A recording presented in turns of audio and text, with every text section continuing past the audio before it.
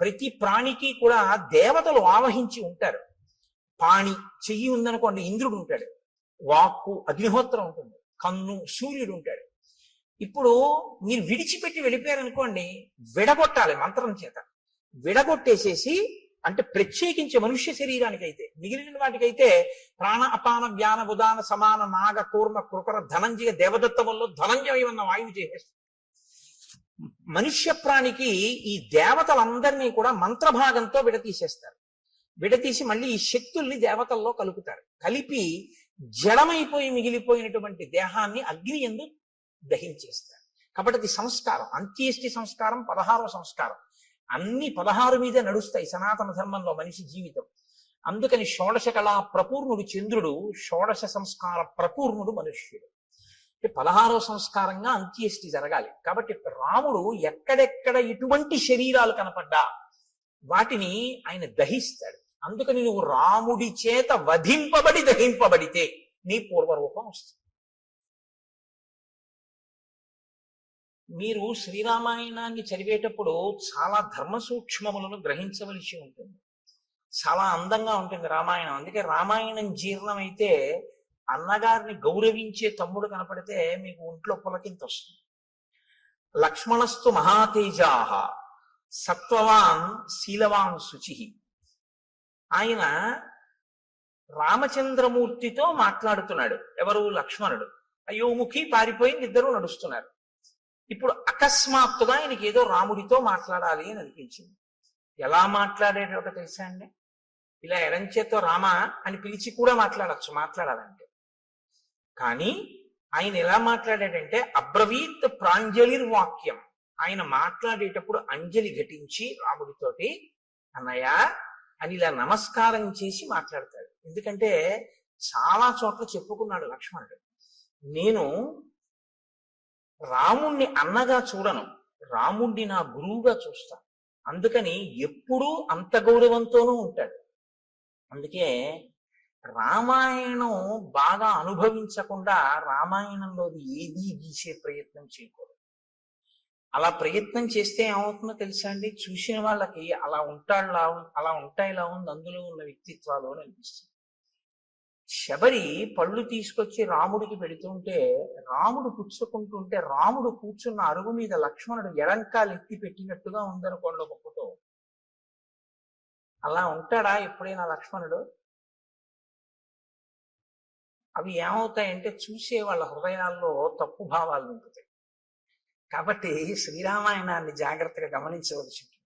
గమనించకుండా చేతిలో కళ ఉండడం వేరు, రామాయణాన్ని గీయడం వేరు. రామాయణాన్ని గీయాలి అంటే రామాయణం చదివి రామాయణం గురించి కొంత అధికారం ఉండాలి. రామాయణంలో ఉండేటటువంటి వ్యక్తిత్వాలు బహు విశిష్టమైనవి. అంత విశిష్టమైనటువంటిది అందులో అటువంటి ఘట్టాల గురించి ఏదైనా కూర్పు చేస్తే చాలా జాగ్రత్తగా ఉంటుంది. కాబట్టి నేను దేన్ని దృష్టిలో పెట్టుకున్నానో మీరు గమనించి ఉంటారు. కాబట్టి ఇప్పుడు అబ్రవీత్ ప్రాంజలిర్వాక్యం భ్రాతరం దీప్త తేజసం. అంజలి ఘటించి రామచంద్రమూర్తితో మాట్లాడుతున్నాడు. స్పందతే మే దృఢం బాహు బుద్ధిగ్నమివ మే మనః ప్రాయశ్చాప్య నిష్టాని నిమిత్తాన్యుపలక్షయే. నేను మీతో తరచూ ప్రస్తావన చేస్తూ ఉంటాను. శ్రీరామాయణం ఒక ధర్మశాస్త్రం, శ్రీరామాయణం పరిపాలనా శాస్త్రం, శ్రీరామాయణం జ్యోతిష శాస్త్రం, శ్రీరామాయణం శకున శాస్త్రం. మీరు ఎలా చూస్తే రామాయణం మీకు అలా కనపడుతుంది. కాదు, పక్షుల గురించి తెలుసుకోవాలా? రామాయణం చదవచ్చు. పర్వతాల గురించి తెలుసుకోవాలా? రామాయణం చదవచ్చు. భౌగోళిక శాస్త్రం పరిశీలన చేయాలా? రామాయణం తెలుసుకోవచ్చు. మృగముల గురించి తెలుసుకోవాలా? శ్రీరామాయణం చదువుకోవచ్చు. మీరు ఏది తెలుసుకోవాలన్నా రామాయణం చదువుకుంటే మీకు అందులో తెలియని ఉండవు.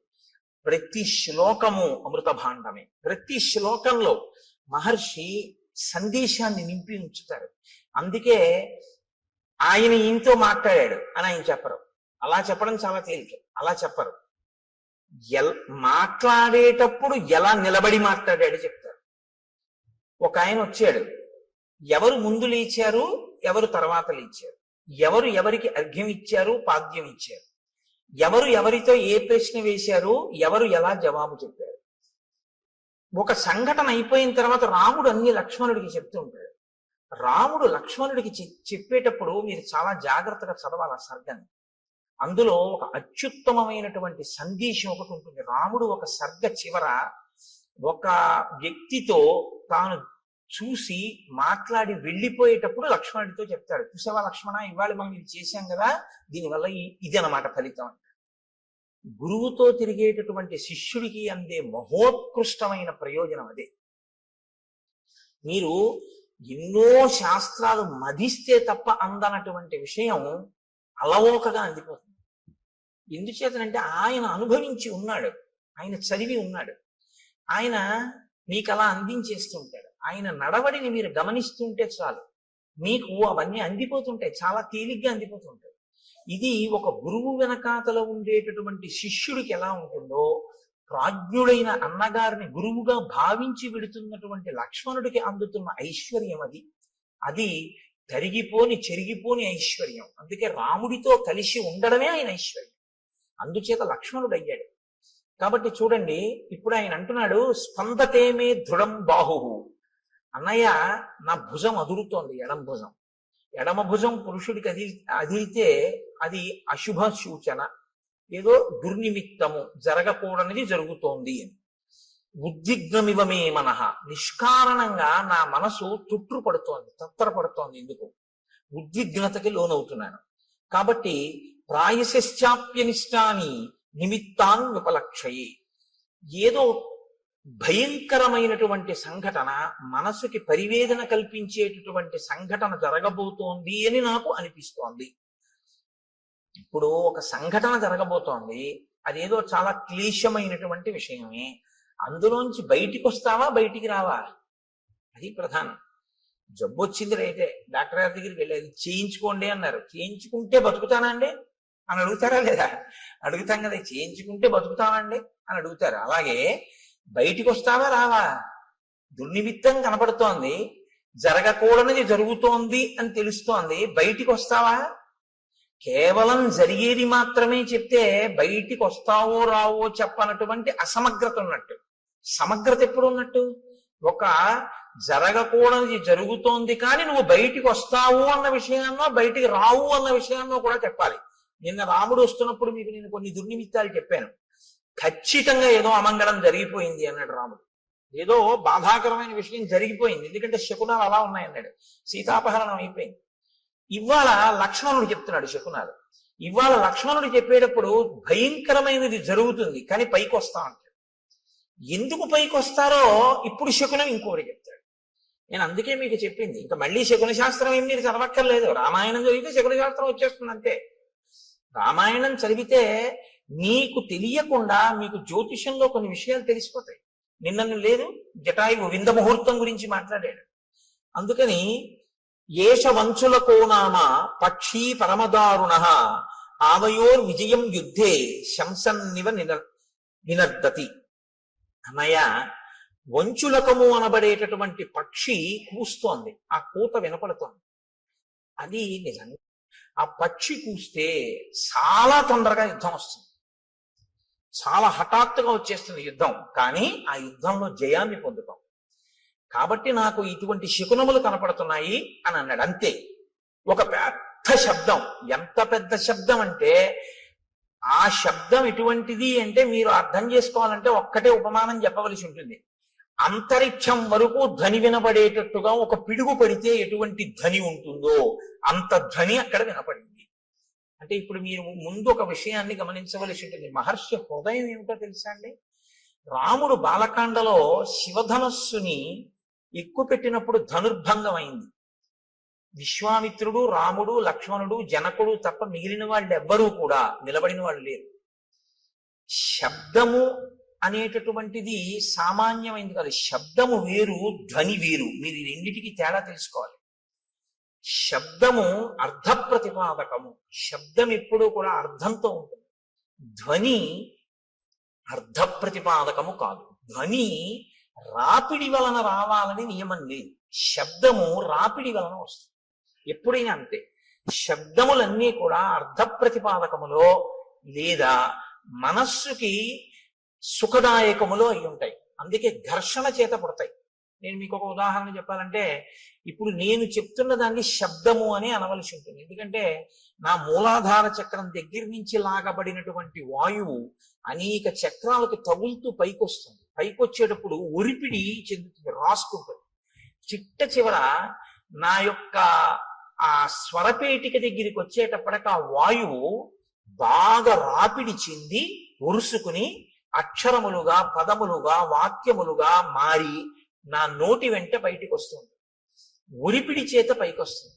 నేను ఒక వైలిన్ వాయించాను అనుకోండి, చేతితో ఒక తాడు ఉన్నటువంటి పరికరం లాంటి దాన్ని పట్టుకుని తీగల మీద లాగితే ఆ ఒరిపిడికి ధ్వని వస్తుంది. ఒక వీణని గోటితో పెనగితే ధ్వని వస్తుంది. అలా మీకు ఎప్పుడైనా సరే ఒరిపిడి వలన వస్తే, అంటే ఘర్షణ వలన పుడితే దాన్ని శబ్దము అంటారు. ఇప్పుడు ఆ శబ్దం ఏం చేస్తుంది? అందుకే వేదరాశికి శబ్దరాశి అని పేరు. అర్థ ప్రతిపాదకమై దానికి ఏదో ఒక ప్రయోజనం ఉంటుంది. ప్రయోజనం లేనిది అనుకోండి, దానికి ఏమిటి అంటే మీరు చెప్పలేరు అనుకున్నప్పుడు దాన్ని శబ్దం అనకూడదు, ధ్వని అనాలి. పిల్లాడు ఆడుకుంటూ ఉంగా అన్నాడు అనుకోండి, దానికి అర్థం ఏంటి చెప్పండి అన్నారు అనుకోండి, ఏం చెప్తారండి? ఉంగా అన్నాడు పిల్లాడు, చంటి పిల్లాడు. ఏమయ్యా నువ్వు రామాయణం చెప్పావు కదా, దీనికి అర్థం చెప్పన్నారు అనుకోండి, ఎవరు చెప్తారు దానికి? అప్పుడు దాన్ని ఏమనాలంటే ధ్వని. అంటే దానికి ఒక అర్థం ఏం ఉండదు. అర్థం లేకుండా చేయబడేటటువంటిది ఏది ఉంటుందో దానికి మీరు ఏ అర్థము చెప్పడం కుదరదో వాటికి ధ్వనులని పేరు. కాబట్టి ఇప్పుడు ఏర్పడినది శబ్దమా ధ్వన అంటే యథార్థమునకు పెద్ద ధ్వని అని మీరు అనవలసి ఉంటుంది. ఎందుకంటే దానికి ఒక అర్థం లేదు. కానీ ఒక పిడుగు నేల మీద పడితే ఆ శబ్దము, ఆ ధ్వని అంతరిక్షం వరకు వినపడితే ఎంత ధ్వని ఉంటుందో అంత ధ్వని ఉంది. ధ్వనికి ఉండేటటువంటి లక్షణం ఏమిటో తెలుసా అండి? ధ్వనికి కానివ్వండి, శబ్దమునకు కానివ్వండి, ప్రాణాలు పొయ్యగలదు, ప్రాణాలు తీయగలదు. ఈ రెండు ఉంటాయి. ఎందుకో తెలుసా అండి? ఒక్కొక్కసారి ప్రాణం పోస్తుంది, ఒక్కొక్కసారి ప్రాణం తీసేస్తుంది. మీరు చూడండి, నిశ్చేష్టుడైపోయాడు అనుకోండి ఎవరో, మీరు వెళ్ళి ఏ తప్పట్లు కొట్టడమో ఏదో చేస్తే ఆ స్పృహలోకి వస్తారు, తీసుకొస్తుంది. దానికి ఆ శక్తి ఉంటుంది. శబ్దము మిమ్మల్ని జ్ఞానవంతుల్ని చేస్తుంది. లేకపోతే వినడం ఎందుకండి? వినడం వల్ల ఏదో మీకు తెలుస్తుందని కదా వింటూ ఉంటారు. అదే శబ్దము చాలా తీవ్ర స్థాయిలో వచ్చింది అనుకోండి, మనిషి ప్రాణం వదిలిపెట్టేస్తారు. అందుకే పిడుగు పడితే పిడుగు యొక్క ధ్వనికి ఆ భవనములు కింద పడిపోతుంటాయి. అక్కడ ఉన్నటువంటి జీవరాశి, చెట్లు కూడా నేల కొరిగిపోతాయి. ఎందుకని అంటే ఆ శబ్ద ప్రకంపనలు, ధ్వని ప్రకంపనల యందు శక్తి తరంగములు ఉంటాయి. దీన్ని మొట్టమొదట ప్రతిపాదించిన వాళ్ళు ఎవరంటే, భారతదేశంలో ఆర్షధర్మంలో ఋషులు ప్రతిపాదించి కదలిక ఉన్న ప్రతిదాన్ని శక్తి స్వరూపంగా భావన చేశారు మన వాళ్ళు. అందుకే శబ్ద బ్రహ్మమయీ చరాచరమయీ జ్యోతిర్మయీ వాంగ్మయీ తత్వాతీతమయీ నిరంజనమయీ అని అమ్మవారిని స్తోత్రం చేశారు. అమ్మవారిని స్తోత్రం చేశారు అంటే మీరు ఒకటి గుర్తుపెట్టుకోవాలి, కదులుతున్నది ఏదైనా శక్తిగా భావన చేశారు. కదిలి కదిలి ఇక కదలవలసిన అవసరం లేని రీతిలో నీలో నువ్వు అనుభవించవలసిన ఆనందాన్ని శివుడిగా సంకేతించాడు.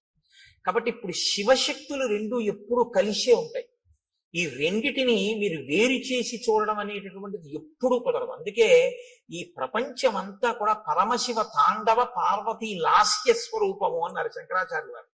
లాస్యం అంటే భావం, తాండవం అంటే కదలిక. మీరు చూడండి, మీకు ఈ ప్రపంచం అంతా శివస్వరూపంగా, మంగళస్వరూపంగా చూడడం ఎలాగా అంటే దానికి ఆ దృష్టికోణాన్ని శంకరులు అందించారు. అందుకని వారు జగద్గురువులు అయ్యారు. కదలకుండా ఉండదు. ఇప్పుడు నేనేదో మాట్లాడుతున్నాను, కదులుతూ ఉంటాను. కదలిక తాండవం శివస్వరూపం. ముఖమునందు భావ ప్రకటనము అమ్మవారు లాస్యం. ఒక ఆయన నవ్వుతూ ఉంటాడు, ఒక ఆయన విచారంగా ఉంటాడు, ఒక ఆయన సంతోషంగా ఉంటాడు, ఒక ఆయన హాస్యం ఆడుతూ ఉంటాడు. మీరు అలా వెడితూ చూస్తుంటే రకరకాల భావనతో ఉంటారు. అందరూ ఒక్కలా ఉండరు. ఇన్ని భావనలు అమ్మవారు, ఇన్ని కదలికలు ఈశ్వరుడు. కదలిక భావన కలిసే ఉంటాయి. ఎప్పుడు చూడండి కలిసే ఉంటాయి అనేటప్పటికీ నేనేమన్నాను, ఇలా అన్నాను. అంటే లోపల కలయిక అన్న భావన రాగానే నేను ఇలా సంకేతించాను. ఈ భావన, ఈ కదలిక రెండు ఒకదాన్నొకటి అనుసరించడం. వాగర్ధావివ సంపృక్తౌ వాగర్ధ ప్రతిపత్తయే జగత పితరౌ వందే పార్వతీ పరమేశ్వరౌ. వాళ్ళిద్దరి స్వరూపమై ఈ జగత్తంతా ఉందయా. పార్వతీ పరమేశ్వరులు ఈ లోకమంతా నిండి ఉన్నారు. నువ్వు అలా చూడగలిగితే జగత్తు తాండవ లాస్య స్వరూపము. కాబట్టి దాన్ని వాల్మీకి మహర్షి ఎందుకండి అంత గొప్పగా ఆ విషయం కూడా మాట్లాడడం అంటే, అది ఇంకొకటి వింటే చచ్చుండేవాడు. తట్టుకోగలిగారు అంటే ఇప్పుడు దాని మూలస్థానమును కూడా ఛేదించగలిగినటువంటి పరాక్రమవంతులు. చివికే అంత బలం ఉంటే చేతులకి ఎంత బలం ఉండాలి? కాబట్టి ఇప్పుడు మూలస్థానాన్ని ఛేదించగలరు. ఇది రామచంద్రమూర్తి యొక్క, లక్ష్మణుని యొక్క వీర్యము, పరాక్రమము. మీతో నేను చాలా మార్లు మనవి చేస్తున్నాను, వీర్యం అన్న మాటకు అర్థం అదే. ఎదుట వస్తున్నటువంటి ఎదిరింపునకు లేదా తనతో తలపడుతున్నటువంటి స్థితిలో ఉన్న ఎదురుగుండా కనపడుతున్నటువంటి ప్రతిద్వంద్వి యందు లోపల తాను చెక్కు చెదరక ఎదుటివాడిని చెక్కు చెదిరిపోయేటట్టు చెయ్యగలిగినటువంటి ప్రజ్ఞకి వీర్యం అని పేరు. ఇది లోపల నిబిడీకృతమై ఉంటే పరాక్రమం అని పేరు. కాబట్టి ఇప్పుడు ఈ వీర్య పరాక్రమములు ఉన్నవారు కాబట్టి అందుకని అడిగారు వాల్మీకి మహర్షి, కోన్వస్మిన్ సంప్రదంలోకే గుణవాన్ కశ్చి వీర్యవాన్ ధర్మజ్ఞశ్చ కృతజ్ఞశ్చ సత్యవాక్యో దృఢవ్రతః చారిత్ర్యేణ చ కోయుక్తః సర్వభూతేషు కోహితః విద్వాన్ కః కస్సమర్థశ్చ కశ్చైక ప్రియదర్శనః ఆత్మవాన్ కో జితక్రోధో ద్యుతిమాన్ కో రణసూయక. ఇన్ని ప్రశ్నలు వేయడానికి కారణం అదే. కాబట్టి ఇప్పుడు వారు ఆ ధ్వనిని విని వాళ్ళు ఏమనుకున్నారంటే, ఇంత పెద్ద ధ్వని ఎక్కడి నుంచి వచ్చింది అని ఆశ్చర్యపోయారు. వారు ఆశ్చర్యపోయే లోపలే వారికి ఎదురుగుండా ఒక స్వరూపం ఒకటి కనపడింది, ఒక పెద్ద ఆకారం ఒకటి కనపడింది. ఆకారము అన్న మాట నేను ఎందుకు అనవలసి ఉంటుందంటే, చూడగానే గుర్తుపట్టగలిగితే ఇది బలానా అని గుర్తుపట్టగలిగారు అనుకోండి, మీ ప్రజ్ఞకు అందుతోంది అని గుర్తు. ఇలా చూస్తే మనిషి అన్నాను అనుకోండి, నా ప్రజ్ఞకు అందింది. జింక నా ప్రజ్ఞకు అందింది. లేడి నా ప్రజ్ఞకు అందింది. సర్పము నా ప్రజ్ఞకు అందింది. అసలు అటువంటి రూపు లోకంలో ఎక్కడా వర్ణింపబడలేదు, తాను చూడలేదు. నేను చూడకపోవచ్చు కానీ విన్నాను అనుకోండి తెలుస్తుంది. ఒక హంస నేను చూడలేదు కానీ హంస కనపడింది, ఇది హంస అనుకుంటానండి అంట. మళ్ళీ ఇదో విచిత్రం తెలుసా అండి, నామం ఉంటే రూపం ఉంటుంది, రూపం ఉంటే నామం ఉంటుంది. నామం రూపం కలిస్తే మాయ అవుతుంది. అదే విచిత్రం. శంకర భగవత్పాదుల యొక్క ప్రతిపాదన అంతా దీని మీదే ఆధారపడింది. నామం ఉంటే రూపం ఉంటుంది, రూపం ఉంటే నామం ఉంటుంది. కోటేశ్వరరావు గారు అన్నారనుకోండి, మీకు వెంటనే నా రూపం మీ మనసులో అలా లీలగా కదులుతుంది. చూస్తున్నారుగా చాలా రోజుల నుంచి. కోటేశ్వరరావు అనబడేటప్పటికీ నేను ఇలా వస్తూ ఉంటే ఆ కోటేశ్వరరావు వస్తున్నారు అంటే నా రూపాన్ని నామంతో గుర్తిస్తారు. అలా ఇంకోళ్ళు వస్తున్నారు అనుకోండి, కోటేశ్వరరావు వచ్చారా అండి అన్నారనుకోండి ఎవరైనా కొత్త వాళ్ళ, ఆయన కాదండి రాలేదంటారు. నామము రూపము పక్క పక్కనే ఉంటే కుండ అన్నాను అనుకోండి, కుండ ఎలా ఉంటుందో మీకు వెంటనే మనసు చూపిస్తుంది, ప్రొజెక్ట్ చేస్తుంది. అసలు నిజానికి మీరు పెట్టిన పేరు, మీరు చూపించిన పదార్థము రెండు అసత్యాలు. దాన్ని కుండ అనకుండా కర్ర అని కొత్తగా పేరెడుతున్నానన్నా దానికి ఏం అభ్యంతరం ఏమి ఉండదు. రెండు, అది మట్టి యొక్క వికారం, అది అసలు నిజానికి దాని సత్యం అది కాదు. సరే, ఇప్పుడు నేను మళ్ళీ శాంకర సిద్ధాంతం మాయాది కాదు కానీ నామరూపములు అదొక గమ్మత్తు. కాబట్టి మనసుకి ఉండేటటువంటి పరిమితి ఏమిటంటే, తను వినన్నా ఉండాలి, తను చూసన్నా ఉండాలి. విని కాని చూసి కాని ఉంటే ప్రాణిని గుర్తిస్తుంది.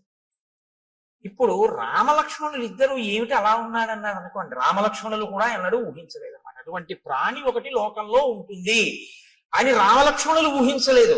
వీళ్ళిద్దరు ఎటువంటి వాళ్ళు, వంచులకము కూస్తోందని చెప్పగలిగిన వాళ్ళు. పిట్టరు మనం ఎంత తేలిగ్గా చెప్తామో కాకెరుస్తోందని రామలక్ష్మణులు అరణ్యంలో పిట్టల కూటలు అంత బాగా చెప్తారు. అన్ని మృగాలు చెప్తారు వాళ్ళు. అటువంటి వాళ్ళు ఆ ఎదురుగుండా ఉన్న ప్రాణిని గుర్తించలేకపోయారు. ఇది విరూపము అన్న పేరు. అంటే అసలు ఎవరు ఊహించనంత వికృతంగా ఉంటుంది. కాబట్టి ఇప్పుడు అది మనసుకి ఖేదము కల్పించవచ్చు, ఒక్కొక్కసారి ఉల్లాసమును కల్పించవచ్చు, రంజకత్వం ఉంటే అందులో. కాబట్టి ఇప్పుడు వాళ్ళిద్దరూ దూరంగా ఉన్న ఆ ప్రాణి వంక చూశారు. వెంటనే మహర్షి ఏం చేస్తారంటే దాన్ని ముక్కలు కింద విరవకుండా చూపించేస్తారు. అది ప్రజ్ఞ, కవి యొక్క ప్రజ్ఞ మీరు చూడాలి. ఎందుకో తెలుసా అండి, ఆయన రాముడి కళ్ళల్లోంచి ఘంటం కదులుతుంది. ఇప్పుడు రాముడు చూస్తున్నాడు. రాముడు చూసేటప్పుడు ఆ చూపు చకచక చకచక నడిచేస్తుంది. అంతే. ఎలా చూశాడు అన్నది పైనుంచి కింద వరకు ఆ ప్రాణి ఎంత విచిత్రంగా ఉందో చూస్తారు. అంతేగాని సగం చెప్పి మళ్ళీ ఎటో చూసి చెట్టు చెప్పి మళ్ళీ ఇది చెప్పి అలా ఉండదు. ఆ రచనలో ప్రజ్ఞ. వాల్మీకి మహర్షి ఘంటం రాముడి కన్నులను బట్టి కదులుతోంది. ఇప్పుడు ఆయన రాముడిలో ప్రకాయ ప్రవేశం చేసి ఆ ఎదురుగుండా ఉన్నటువంటి రాక్షసుణ్ణి చూసి ఘంటాన్ని కదుపుతున్నారు. మీరు శ్రీరామాయణాన్ని బహుభంగిమల చూడవలసి ఉంటుంది. ఎందుకంటే వాల్మీకి మహర్షి తరువాత కవులకు ఆదర్శం అయ్యారు. కాళిదాసాది మహాకవులు కూడా వాల్మీకి మహర్షినే అనుసరించారు. కాబట్టి వివృద్ధం అశిరోగ్రీవం కబంధముదరే ముఖం అగ్ని జ్వాలానికాశేన లలాటస్థేన దీప్యత మహాపక్ష్మేణ పింగేన విపులేనాయతేన చ ఏకేనోరసి ఘోరేణ నయనే నాశుదర్శిన మహాదంష్ట్రోపపన్నం తల్లేలిహాసం మహాముఖం భక్షయంతం మహాఘోరాన్ రోక్ష సింహ మృగద్విపాన్ ఘోరౌ భుజౌ నికుర్వాణం ఉభౌ యోజనమాయతౌ. ఆయన ఘోరే భుజౌ వికుర్వాణం. ఆ ఉన్నటువంటి ఎదురుగుండా ఉన్న ప్రాణి ఎలా ఉన్నాడంటే తల లేదు. తల లేకపోతే బీభత్సంగా ఉంటుంది. అది ఆ ప్రాణి ఏం చేస్తుందంటే మీకు బీభత్స రసాన్ని ఉద్భుతం చేస్తుంది మా లోపల నుంచి. ఎదురుగుండా ఉన్న ప్రాణి తలకాయతో ఉందనుకోండి పర్వాలేదు. ఓ చెయ్యి లేకపోతే మీరు చూడడం కొంచెం తేలిక, ఒక కాలు పోతే మీరు చూడడం తేలిక. తల లేకపోతే మీరు వెంటనే అంటారంటే అయ్యో బాబోయ్ అంటారు, చూడలేరు. ఇప్పుడు ఆ ఎదురుగుండా కనపడుతున్న ప్రాణికి తలకాయ లేదు, ఆ ప్రాణికి కాళ్ళు లేవు. తలకాయి లేదు, కాళ్ళు లేవు. పోనీ తలకాయి కాళ్ళు లేకుండా అలా ఉందా ప్రాణి? అలా లేదు. అదొక విచిత్రమైనటువంటి స్థితిలో ఉంది. అశిరోగ్రీవం, దానికి కంఠము లేదు, తలకాయి లేదు. కానీ కబంధముదరే ముఖం, ఇక్కడ పొట్ట దగ్గర ఉంది ముఖంలాగా. ఈ ఛాతీ మీద లలాట భాగం ఉంది, ఇక్కడ ఉంగురుంది. ఈ కింద ఒక పెద్ద కన్ను ఉంది, ఆ కన్ను మీద ఒక పెద్ద రెప్ప ఉంది. ఆ రెప్పకి పచ్చటి వెంట్రుకలు పొడుగ్గా ఉన్నాయి. ఆ కన్ను ఎత్తి చూస్తే అగ్ని జ్వాల ఎలా ఉంటుందో అలా ఉంది ఆ కన్ను, ఎర్రగా. అటువంటి కన్ను ఇక్కడ పెట్టుకుని ఉంది ఆ ప్రాణి. ఇక్కడ గుండెల మీదకు ఉంది. పొట్టలోకి, పొట్ట మీద నోరుంది దానికి. దానికి కాళ్ళు లేవు కాబట్టి అది కదలలేదు, అది అలా కూర్చుని ఉంది. కానీ దానికి యోజనం దూరం వరకు వెళ్ళగలిగినటువంటి దీర్ఘబాహువులు ఉన్నాయి. ఇప్పుడు అది ఏం చేస్తోందంటే ఎంత దూరమైనా సరే దానికి ఉన్నటువంటి కళ్ళతో చూస్తూ ఉంటుంది. నయనే నాశుదర్శిన అంటే ఒక్క కన్నే అయినా ఎంత దూరమైనా అది చూడగలదు కానీ లేచి వెళ్ళలేదు, గమనం లేదు. దానికి గమనం లేదు కాబట్టి అది ఏం చేస్తుందంటే చెయ్యి చాపుతుంది, చాపి తడుగుతుంది ఇలాగా. అంటే అది ఎటిళ్ళిందో ఇలా ఇలా తడుగుతుంది, తడివి పట్టుకుంటుంది. అది ఏనుగు కానివ్వండి, పులి కాని, సింహం కాని ఏదైనా సరే పట్టుకోగలిగినటువంటి చేతులు దానివి. ఎంత దూరం? ఇక్కడి నుంచి ఒక యోజనం దూరం వరకు ఉంటాయి చేతులు. దాంతో పట్టుకుంటుంది, పట్టుకుని ఈడుస్తుంది ఆ ప్రాణులు. ఆ ఈడ్చి ఆ పట్టు ఆకర్షంతం వికర్షంతం అనేకాన్ మృగయూధపాన్ స్థితమావృత్య పంధానం తయోర్భ్రాతోహో ప్రపన్నయోహో. అది వాటిని పట్టుకుని ఈడుస్తుంది ఇలాగా. అది నిజంగా మహర్షి ఒక లైవ్ టెలికాస్ట్, అది నిజంగా అద్భుతం. ఎందుకంటే పట్టుకుని ఇలా ఎత్తడం కొన్ని ప్రాణుల లక్షణం, ఈడ్వడం కొన్ని ప్రాణుల లక్షణం. మీరు చూడండి, ఉత్తమమైనటువంటి సంస్కారం ఉన్న ప్రాణులు కొన్ని ఉంటాయి. చాలా ఉత్తమ సంస్కారం ఉన్న ప్రాణులు అని గుర్తేమిటో తెలుసా అండి? చేతితో పట్టుకుని ఎత్తి తింటాయి. అవి లోకంలో ఒకటి మనుష్యులు, 2 కోతి, 3 ఏనుగు. వేదంలో మంత్రాన్ని నేను చెప్తున్నాను ఇప్పుడు మీకు చెప్పేది. చాలా ఉత్తమ సంస్కారంతో ఈశ్వరుడు సృష్టించిన ప్రాణి అని గుర్తు ఏంటంటే చేతితో తింటుంది. ఏనుగు ఎత్తి తొండంతో నోట్లో పెట్టుకుంటుంది. కోతి అరటిపండుని ఎత్తి నోట్లో పెట్టుకుంటుంది. మనిషి పదార్థాన్ని ఎత్తి చేతితో తింటాడు. ఈడ్చి తినేటటువంటివి, క్రౌర్యం ఉన్నటువంటివి ఈడ్చి తీసుకెళ్తాయి. ఒక పులి ఉందనుకోండి, ఓ జింకని కొట్టి ఆ పంజాతో పట్టుకుని నోటితో పట్టుకుని భూమి మీద ఈడుస్తూ తీసుకెళ్తాడు. ఈడ్చి తీసుకెళ్ళి అది నెత్తురోడిపోతూ బాధపడిపోతూ ఆ దెబ్బకి నెత్తురోడిపోయి అరుస్తుంటే ఈడ్చుకుంటూ తీసుకెళ్లి కింద పెట్టి తన పంజా కింద తొక్కి పెట్టి నోటితో పీకుతుంది మాంసఖండాన్ని. అది క్రౌర్యానికి పరాకాష్ట. సాత్విక బుద్ధికి పరాకాష్ట ఏంటంటే చేతితో ఎత్తి తినడం అనేటటువంటి అలవాటు ఉంటుంది. మహర్షి అంటున్నారు ఆకర్షంతం వికర్షంతం, పట్టి ఈడుస్తాడు అన్నారు. అక్కడ పట్టి అలా ఎత్తి ఇలా తేడు, ఇలా ఈడుస్తూ ఉంటాడు. ఎందుకంటే ఈడ్చడంలో ఉంది ఆ పైశాచిక భావన, ఆ క్రౌర్యం ఉంది అందులో. అంటే అసలు ఉండడమే విచిత్రం, ఆ తినడమూ విచిత్రం. ఎంత క్రౌర్యం కలిగినటువంటి ప్రాణో, ఎంత విచిత్రమైన ప్రాణో మీరు ఊహించవలసి ఉంటుంది. ఇంత ఘోరంగా అయినటువంటి స్వరూపం ఎలా వచ్చింది, ఎందుకు వచ్చిందన్న ఆలోచన ఒకటి మీకు వెంటనే రావాలి. ఇది చాలా ప్రధానం రామాయణంలో. అది ఎందుకు వచ్చింది అన్నది మీరు తెలుసుకుంటే అలా మనం రాకుండా ఉండడానికి అవకాశం దొరుకుతుంది కదా. అంతేకాదు ఇప్పుడు దాని వంక చూశారు ఇద్దరు. చూసేటప్పటికి అది వీళ్ళిద్దరిని పట్టుకుని ఇద్దరిని ఈడ్చేసింది దగ్గరికి. ఈడ్చేసి మీరు నాకు ఈశ్వరుడు ఇచ్చిన ఆహారం తినేస్తానని నోట్లో పడేసుకోవాలి కదా. మనకైతే ఇక్కడ, దానికి ఇక్కడే. కాబట్టి ఆ ఈడ్చి తెచ్చి లోపల పడేసుకోవడానికి సిద్ధపడుతోంది. వెంటనే లక్ష్మణుడు అన్నాడు, అన్నయ్య దీన్ని మనం ఉపేక్షించకూడదు, ఈ ప్రాణిని మనం చంపకూడదు. నిజంగా శ్రీరామాయణం ధర్మశాస్త్రం అద్భుతం. అందుకు మహర్షి ప్రతి చిన్న విషయాన్ని కూడా రచనలో చూపిస్తాడు. నిశ్చేష్టానాం మధో రాజన్ కుచ్చితో జగతీపతే క్రతు మధ్యోపనీతానాం పశూనాం ఇవ రాఘవ. లక్ష్మణుడు అంటున్నాడు కదలిక లేని ప్రాణిని చంపకూడదు. ఎందుకంటే అది పారిపోవడానికి అవకాశం ఇది. పారిపోవడానికో, విన్నిచ్చి పారిపోవడానికో, నీ మీద కలియబడ్డానికో దానికి అవకాశం ఉంటే నీ వీరత్వం చంపాలి. కదలలేని దాన్ని చంపడం ఏంటి?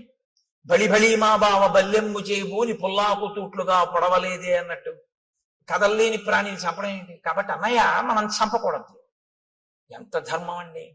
ఇంకోడైతే ఈ ధర్మం కదూ కాపాడింది, అందుకు కదా అన్నాడు మారీచుడు, రామో విగ్రహవాన్ ధర్మ. అప్పుడు కూడా ఇలా ఉన్నాడు. బాబా ఇదేమిటి అంటే బుద్ధి వెంటనే స్వస్థతను తప్పి చంపవతల వారేద్దాం అందరూ. వాళ్ళు బాగా ఆలోచిస్తారు, ప్రతి దాన్ని ధర్మం కోణంలో చూస్తారు. అక్కడ ఎవరున్నారండి చంపేస్తే? చంపేశారు అనుకోండి ఇద్దరు కలిసి, పోన్లే అన్నయ్య ఎవరు చూడొచ్చారు అనొచ్చు. కాదు, ఎవరు చూడొచ్చారనరో, చూడవలసిన వాడు చూడకపోవడం అన్నది ఎలా జరుగుతుందంటారు వాళ్ళు. ఇది ధర్మావలంబనకి కారణం.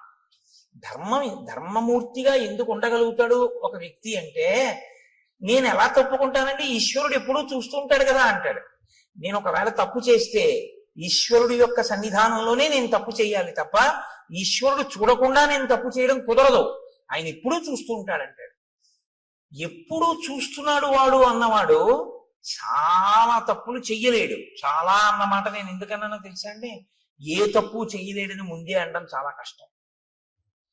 కొంత మార్పు అన్నది వస్తుంది ఎప్పుడంటే చాలా తప్పులు చేయలేడు, తర్వాత ఏ తప్పు చేయలేడు. కాబట్టి రాముడు ధర్మమూర్తిగా ఎందుకు ఉండగలడు ఎప్పుడు అంటే, ధర్మం అనేటటువంటిది తాను అనుష్ఠిస్తున్నానో లేదో అనేటటువంటిది వృక్షములు దేవతా స్వరూపంగా చూస్తున్నాయని రాముడు నమ్ముతాడు. మనం అంటే నాలాంటి వాడైతే ఏమంటాడంటే ఎవరు చూడొచ్చారంట. ఇదే తేడా.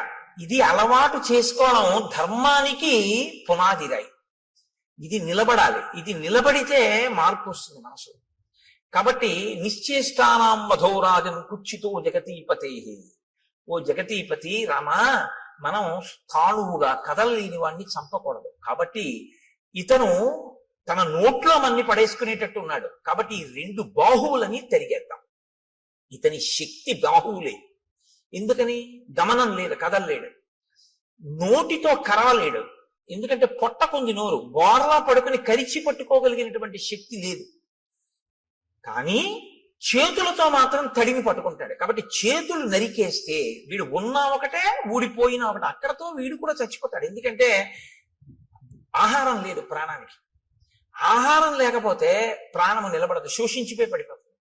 మనం చంపక్కర్లేదు, వీడి యొక్క బలం ఎక్కడుందో దాన్ని తుంచేద్దాం. దాన్ని మాత్రం ఎందుకు తుంచాలి? మన్ని పట్టుకున్నాడు కాబట్టి, మన్ని ఇప్పుడు నోట్లో పడేస్తాడు కాబట్టి బాహువులు తుంచేద్దాం. కాబట్టి దక్షిణం బాహుం అసక్తామసినా తతః చిచ్ఛేద రామో వేగేన సవ్యం వీరస్తు లక్ష్మణ.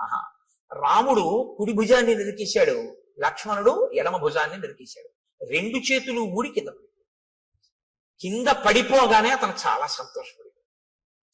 ఇది విచిత్రం రామాయణం. చాలా సంతోషపడన్నాడు. ఓ, నేను ఎదురు చూసిన సంఘటన జరిగింది. ఇన్నాళ్ళు ఈ రెండు చేతులు నరికేవాడి కోసమే తడిమి పట్టుకుంటున్నాను, ఇవాళ వీటిని నరికేవాడు దొరికాడు. ఎవరు? మీ ఇద్దరు. వాళ్ళు చీనోర్ము నీకు మేం చెప్పడం ఏంటి అనరు. అది విచిత్రం, ఇది వినయం. వాళ్ళు ఎవరు అడగనివ్వండి, శూర్పణఖ అడిగినా చెప్తారు, ఎవరు అడిగినా చెప్తారు. ఎంత అందంగా అలాగని అనవసరమైనటువంటి చోట దీర్ఘంగా మాట్లాడరు.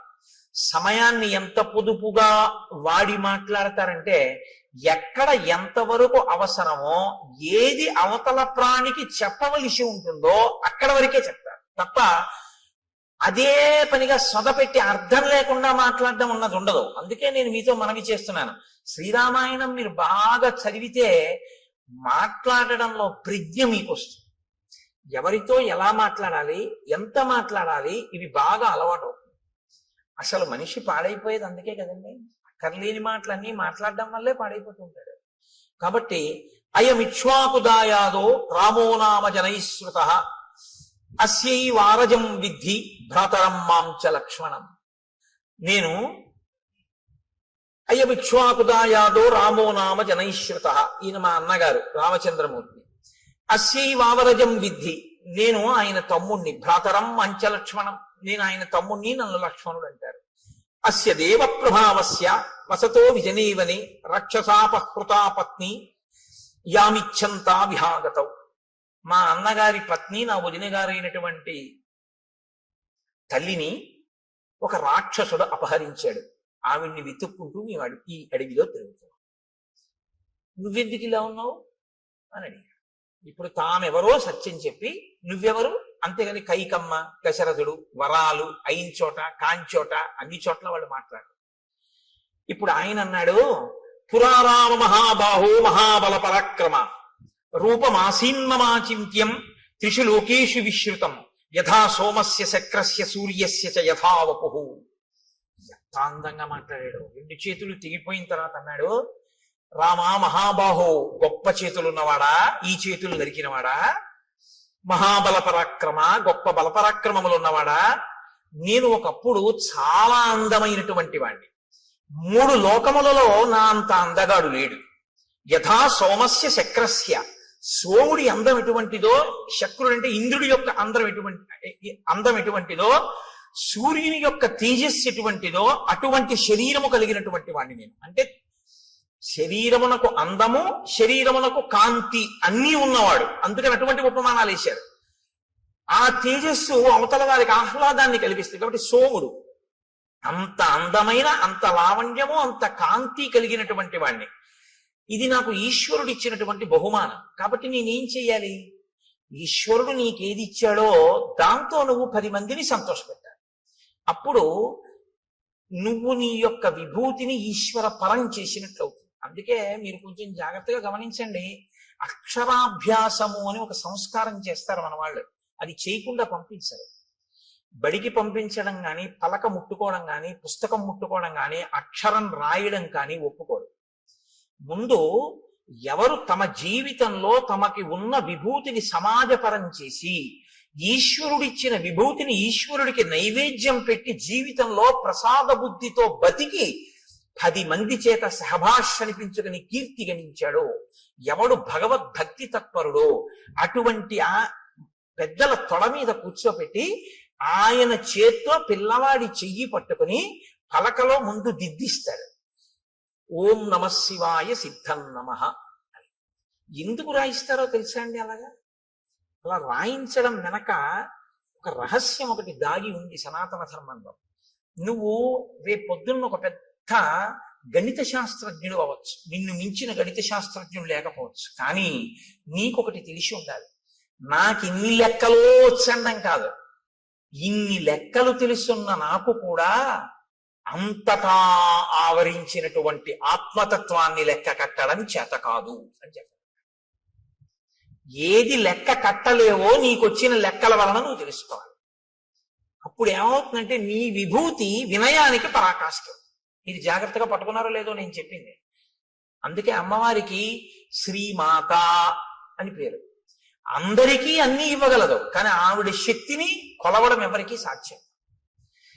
ఏది మీరు కొలుద్దామంటే మీ కొలతలకి అందదో, మీ లెక్కలకి అందేది కాదో, అందక వేదమంతటిది కూడా ఇంకింతకన్నా నాకు చెప్పడం చేత కాదని అలా చెప్పి ఊరుకుందో, అది లెక్కలకు అందని పెద్ద లెక్క అని తెలుసుకోవడం లెక్కలు బాగా వచ్చానన్న వాడికి ఉండవలసిన మొదటి లక్షణం. బాగా లెక్కలు వచ్చిన వాడికి ఏం తెలియాలంటే ఇది నా లెక్కకి అందదని తెలిసి ఉండాలి. ఆ అందనిదేదో అది పరబ్రహ్మం. సహస్రశీర్ష పురుష సహస్రాక్ష సహస్రపాత్ స భూమిం విశ్వతో వృత్వా అత్యతిష్టదశాంగుళం. ఇది బాగా అర్థం అవ్వాలని గణిత శాస్త్రజ్ఞుడు అయ్యాడు. ఈ బ్రహ్మాండములన్నీ ఎంతవరకు ఉన్నాయని నువ్వు ఊహ చేస్తున్నావో, ఎందుకంటే నీ కంటికి అందవు, ఏదో నువ్వు లెక్క కట్టావు, కాంతి వేగం, శబ్ద వేగము, ధ్వని వేగము, ఇలాగా ఈ వేగంతో కొలిస్తే ఎంతవరకు ఉన్నాయని నువ్వు అనుకుంటున్నావో అంతకన్నా ఒక 10 అంగుళాల పై వరకు ఈశ్వరుడు ఉన్నాడు. నువ్వు చూపుకి ఎంత శక్తి ఉందనుకుంటున్నావు? ఒక రాడార్ పెట్టారనుకోండి సముద్రపు ఒడ్డున కొండ మీద, ఆ రాడార్ తిరగడానికి ఓ లెక్క కడతారు. అది తిరుగుతున్నప్పుడు సముద్రం లోపల ఉన్న ఓడలకి ఇక్కడ నౌకాశ్రమం ఉన్నది అన్న, నౌకాశ్రయం ఉన్నది అన్న సూచన తెలియడం కోసం ఇక్కడి నుంచి ఇక్కడ వరకు ఇలా తిరగాలి. మీరు విశాఖపట్నం లాంటి ఊళ్ళకి వెడితే రాత్రి వేళ కొండ నుంచి ఒక్కసారి ఆకాశంలో అలా తిరుగుతుంటుంది ఆ లైట్ హౌస్. దానికి ఒక లెక్క కడతారు. అమ్మవారి కన్ను ఇక్కడి నుంచి ఇక్కడికి ఇలా తిప్పితే ఎంత దూరం వెడుతుంది మీరు లెక్క పెట్టండి. ఇది గణిత శాస్త్రజ్ఞుడు అంటే. శంకరాచార్యులు వారు పెద్ద గణిత శాస్త్రజ్ఞుడు. ఎందుకో తెలుసా అండి? ఎంత వెడుతుందో ఆయన చెప్పలేదు. దృశా ద్రాఘీయస్యాదరదళిత నీలోత్పల రుచా అన్నారు. అమ్మా, ఈ బ్రహ్మాండములు ఎంతవరకు ఇటుపక్కకున్నాయో అంతకన్నా దాటి వెడుతుందన్నారు. అంతే తప్ప ఈ బ్రహ్మాండముల వరకు చూస్తాం లేదు. అలా అయితే లెక్క అందింది అమ్మవారి చూపుడు. నీ లెక్కకి అందకపోతేనే నీ వినయం, నీవు నేర్చుకున్న జ్ఞానానికి సార్థకత. నీకు అందని తోటి ఉందని చెప్పడం. కాబట్టి ఈ కంపారిటివ్ డిగ్రీ, ఈ బ్రహ్మాండములు ఎంత ఉన్నాయో అంతకన్నా ఎక్కువ అయి ఉన్నది నీ చూపు. అంత ఎక్కువ వరకు దాన్ని దాటి పడుతుంది ఆ చూపు, లైట్ హౌస్ పడినట్టు. కాబట్టి దృశా ద్రాఘీయస్యాదరదళిత నీలోత్పల రుచా దవీయాంసం దీనం స్నపయ కృపయా మమపి శివే. అది శంకర భగవత్పాదులు అంటే. మహానుభావుడు. అందుకే శంకర జయంతి చేసుకోకపోతే కృతజ్ఞత అన్నాను నేను. కాబట్టి నువ్వు లెక్కలు నేర్చుకున్నవాడివి అని ఎప్పుడు గుర్తంటే నీ లెక్కకు అందనిదోటి ఉంది అని నువ్వు తెలుసుకుంటే. నాకు తెలియకపోవడం ఏంటంటే లెక్కలు ఏదైనా అన్నావంటే నీ అంత చేతకాని వాడు లేడని గుర్తు. ఇందుకు ఓం నమ శివాయ సిద్ధం నమః. నీకు ఈశ్వరుడు ఎందులో ఎంత పెద్దవాడిని చేసినా నీకు అందందుందని దానిలోంచే తెలుసుకో. నువ్వు ఒక పెద్ద జియాలజిస్ట్ అంటే ఈ భూమికి సంబంధించిన విషయాలన్నీ తెలుసుకున్నవాడివైతే,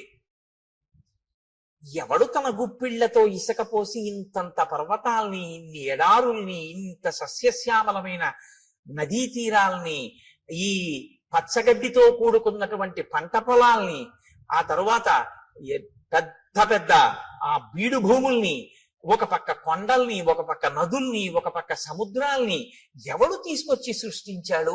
ఎవడి ఆజ్ఞకి సముద్రం చెలియవి కట్ట దగ్గర ఆగిపోతోంది అని నాకు ప్రపంచపటం అంతా తెలుసండి. మీరు ఇలా పిన్ పెట్టండి, నేను ఆ దేశం ఏమిటో నగరం ఏమిటో చెప్తానందరూ మీకు తెలిసి ఉండడం కాదు. ఇవన్నీ సృష్టించిన వాడు ఎవరో మాత్రం నేను తెలుసుకోలేకపోయాను, వాడికి ఒక నమస్కారం అని నువ్వు అనగలిగితే నువ్వు బాగా భౌగోళిక శాస్త్రం నేర్చుకున్నావు. ఒకడు గొప్ప సంగీత విద్వాంసుడు ఎప్పుడంటే సంభావనిస్తే గంటన్నర కచేరీ చేసినవాడు కాడు. ఎవడు నాదోపాసన చేశాడో, ఎవరు ఆ లోపల నుంచి వచ్చినటువంటి నాదాన్ని వింటున్నాడో, ఎక్కడ నుంచి అది కదులుతోందో ముందు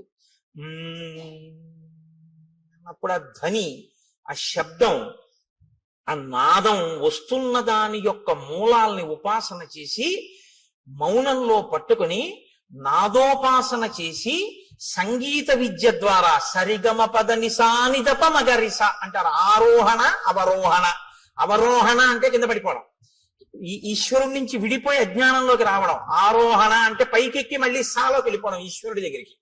మళ్ళీ సంగీతాన్నే పట్టుకుని కింద పడ్డవాడు సంగీతంతో మళ్ళీ పైకెక్కి సాలో కలిసిపోవడం, ఈశ్వరుల్లో కలిసిపోవడం. ఈ నాదోపాసన చేసిన వాడు ఎవడున్నాడో వాడు సద్గురు అయి నిలబడిపోతాడు. అందుకే త్యాగరాజు గారు ఎవరో అని మీరు అన్నారనుకోండి, సంగీత విద్వాంసుడు అనకూడదు, సద్గురు త్యాగరాజస్వామి అనాలి. శ్యామశాస్త్రి గారు ఎవరో అన్నారనుకోండి, సద్గురు శ్యామశాస్త్రి అనవలసి ఉంటుంది. అలాగే ఆ దీక్షితర్ వారు ఎవరో అని మీరు అన్నారనుకోండి, సద్గురు దీక్షితర్ వారు అనవలసి ఉంటుంది. వారు సద్గురువులు. ఎందుకంటే వారు నాదోపాసన చేసి నాదోపాసన ద్వారా బ్రహ్మమును చేరిపోయారు వారు. ఇప్పుడు వారి సంగీతం ఎందుకు పనికొచ్చిందంటే, ఎవరు మనకి సంభావన ఇస్తారు, కచేరీకి వెడదాం, డబ్బులు తెచ్చుకుందాం అనడానికి పనికి రాలేదు. అంటే అలా వెళ్ళడం తప్పని నేనేమంటలేదు. కానీ అది ఎందుకు పనికి రావాలి అంటే, నాదోపాసన అన్నది ఈశ్వరుణ్ణి చేరడానికి పనికి రావాలి. ఇప్పుడు అలా పనికొచ్చింది అనుకోండి, మీకు అలా పనికొచ్చినటువంటి ఉత్తర క్షణంలో ఈశ్వరుడు మీకు ఇచ్చిన విభూతి మీకు అందని దాన్ని అందుకోవడానికి పనికొచ్చేదే తప్ప అమ్ముకోవడానికి పనికొచ్చేది కాదు. మీకు ఒక కవనం వచ్చనుకోండి, మీకు గొప్పగా ఒక పద్యం చెప్పడం వచ్చనుకోండి, అది ఈశ్వరుడు గురించి చెప్పగలగాలి, 10 మందికి పనికొచ్చేది చెప్పాలి. అందుకే హరినామస్తుతి చేయు కావ్యము సువర్ణాంభోజి హంసావళి సురుజిభ్రాజితమై మానస సరస్ఫూర్తిని వెలుంగొందు అంటారు పోతన గారు. హరినామమును చెప్పినటువంటి సాహిత్యం ఏదుందో అది మానస సరోవరం. ప్రజ్ఞ ఉంది కదా అని పనికి మాలిన కవిత్వాలన్నీ చెప్పాడనుకోండి, అవి కాలగర్భంలో నశించిపోతాయి, ఇంకోటి సమయాన్ని పాడు చేస్తే అంతే. అప్పుడు అది ఎందుకు పనికొచ్చింది? భ్రష్టత్వానికి పనికొచ్చింది ఆ కవిత్వం. దానివల్ల ఉపయోగం ఏమైనా ఉంటుందా అంటే నక్కీరుడి అహంకారంలో ఉంటుందంతే ఆ కవిత్వం. కాబట్టి ఏది నీ యందు బాగా ప్రకాశించిందో దాన్ని బాగా పట్టుకుని, నాకు ఇది తెలియదు, ఆ తెలియనిదేదో ఇది తెలియదని తెలుసుకోవడానికి నాకు తెలుసున్నది పనికొచ్చిందన్నవాడెవడో వాడు విద్వాంసుడు, వాడు పండితుడు. పండితుడు అన్న మాట ఎవరికి వర్తిస్తుందో తెలుసా అండి? పద్యాలు చెప్పేవాడికి కాదు. పండాహ అంటే జ్ఞానం. ఈశ్వరుణ్ణి నమ్మి ప్రతిరోజు భక్తితో అనుష్ఠించి నడిచేవాడెవరో ఆయనకి పండితుడని పేరు. అందుకే పోతన గారు సహజ పండితుడు అంటారు. కాబట్టి ఈ స్థితిని ఒరే నాన్న నువ్వు పొందాలి తప్ప, నువ్వు ఏదో ఒక పెద్ద ఇంజనీర్ వై లంచాలు పుచ్చుకుని 3వ రోజు పడిపోయే బ్రిడ్జి కట్టకూడదు. నువ్వు ఒక పెద్ద గణిత శాస్త్రజ్ఞుడవై నాకు అన్నీ తెలిసిన అహంకరించి మట్టిలో కలిసిపోకూడదు. నీకు ఈశ్వరుడు నిన్ను గొప్ప విద్యాధికుణ్ణి చేసి దానితో పాటుగా పండితుణ్ణి చెయ్యాలి. అంటే దాన్నే అడ్డు పెట్టి నువ్వు ఈశ్వరుణ్ణి చేరుకునే ప్రయత్నం చెయ్యాలి. నేను మీకు ఒక ఉదాహరణ చెప్తాను. నాకు ఆ డాక్టర్ గారి పేరు జ్ఞాపకం లేదు, కానీ నేను లలితమ్మ గురించి ఉపన్యాసాలు చెప్పేటప్పుడు తరచూ కోట్ చేస్తుంటాను. ఆ పిల్లవాడు తల్లి గర్భంలో తల కిందకి కాళ్ళు పైకి పెట్టుకుని ఉంటాడు. ఆయన ఒక పెద్ద గైనకాలజిస్ట్. ఈ పుస్తకం రాసిన ఆయన మాతృదేవో భవ అని పుస్తకం రాశారు. నాకు కాకినాడలో డాక్టర్ జగదీశ్వరి గారిని, ఆవిడ ఒక పెద్ద గైనకాలజిస్ట్. ఆవిడ నాకు ఆ పుస్తకం ఇచ్చి చదవండి కోటేశ్వరరావు అన్నారు. అందులో ఆయన అన్నారు, తల కిందకి కాళ్ళు పైకి పెట్టి 9 నెలలు అయిపోతుంది, లోపల పెరిగిపోతాడు వీడు. అమ్మ నాభిగొట్టంలోంచి ఆహారం వెడుతూ ఉంటుంది. ఇప్పుడు అమ్మ తినకూడదు తింది, లోపల వీడి యొక్క శరీరం ఎటువంటిదో తెలుసు. నజ్జు శరీరం అనుకోండి, వీడికి పడిశం పట్టేస్తుంది. పడిశం పట్టేస్తే ఏమవుతుంది? తల కిందకుంది. ఇప్పుడు ముక్కులో పట్టినటువంటి పదార్థం వెనక్కి వెళ్ళిపోతుంటుంది. గుటక వేయడం చాలా కష్టం, ముక్కిరి బిక్కిరి అయిపోతుంటాడు. అమ్మ ఇంకో సీతాఫలం తింటుంది. ఆవిడికి ఏం తెలుసు? బయటకు వస్తేగా వాడికి నజ్జు శరీరం అని తెలియడానికి. లోపల జ్వరం తగులుతుంది. కానీ వాడికి చల్లగా ఉంటే బాగుండనిపిస్తుంది, కటిక చీకటి. ఇంతలో వాడికి ఏమవుతుందంటే లోపల అతిసారం పుడుతుంది. వాడు మలం ఎక్కువ విసర్జించేస్తాడు. విసర్జించేస్తే అందులోంచి చిన్న చిన్న పురుగులు పుట్టి కరిచేస్తుంటాయి ఒంటిని. ఇలా పడుంటాడు. తన మలమూత్రములు తన నోటి దగ్గరికి వచ్చేస్తుంటాయి, చెవుల్లో పెడుతుంటాయి. అందుకే గర్భస్థ నరకం అంటారు. నవమాసంబులు తల్లి గర్భమున నానారోతలంచిక్కి నాకవకాశం విషుమంతలేకపడి హాకష్టముల్ భీతితో నవమాసంబు ఘటిల్లే చాలునాకా గర్భవాసంబు నివసింపన్ పని తీర్చి కావుమికనన్ నిసత్కృపన్ శంకర అంటారు. అప్పుడు ఈశ్వరుణ్ణి ప్రార్థిస్తాడు, నేను ఉండలేకపోతున్నాను ఈశ్వర, ఒక్కసారి ఈ శరీరంతో బయటికి వెళ్ళని, దీంతోటే నిన్ను సేవించుకుని నీలో కలిసిపోతాను. ఈశ్వరుడు ఏం చేస్తాడంటే ప్రసూతి వాయు రూపంలో తల్లి యోనిలోంచి పైకి తోసేస్తాడు. ఇప్పుడు వచ్చి బయటపడతాడు. బయట పడగానే కటిక చీకట్లోంచి ఒక్కసారి పెద్ద వెలుతురులోకి వస్తాడు. ఇప్పటి వరకు తానేమి చూడలేదు.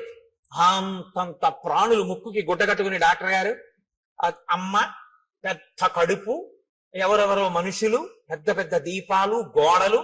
వాడి ఇంటి కన్ను ఇలా విప్పి చూసేటప్పటికి ఆ వెలుతురు తట్టుకోలేక, వాతావరణాన్ని తట్టుకోలేక ఉత్తర క్షణంలో వాడి హృదయ స్పందన ఆగిపోతుంది.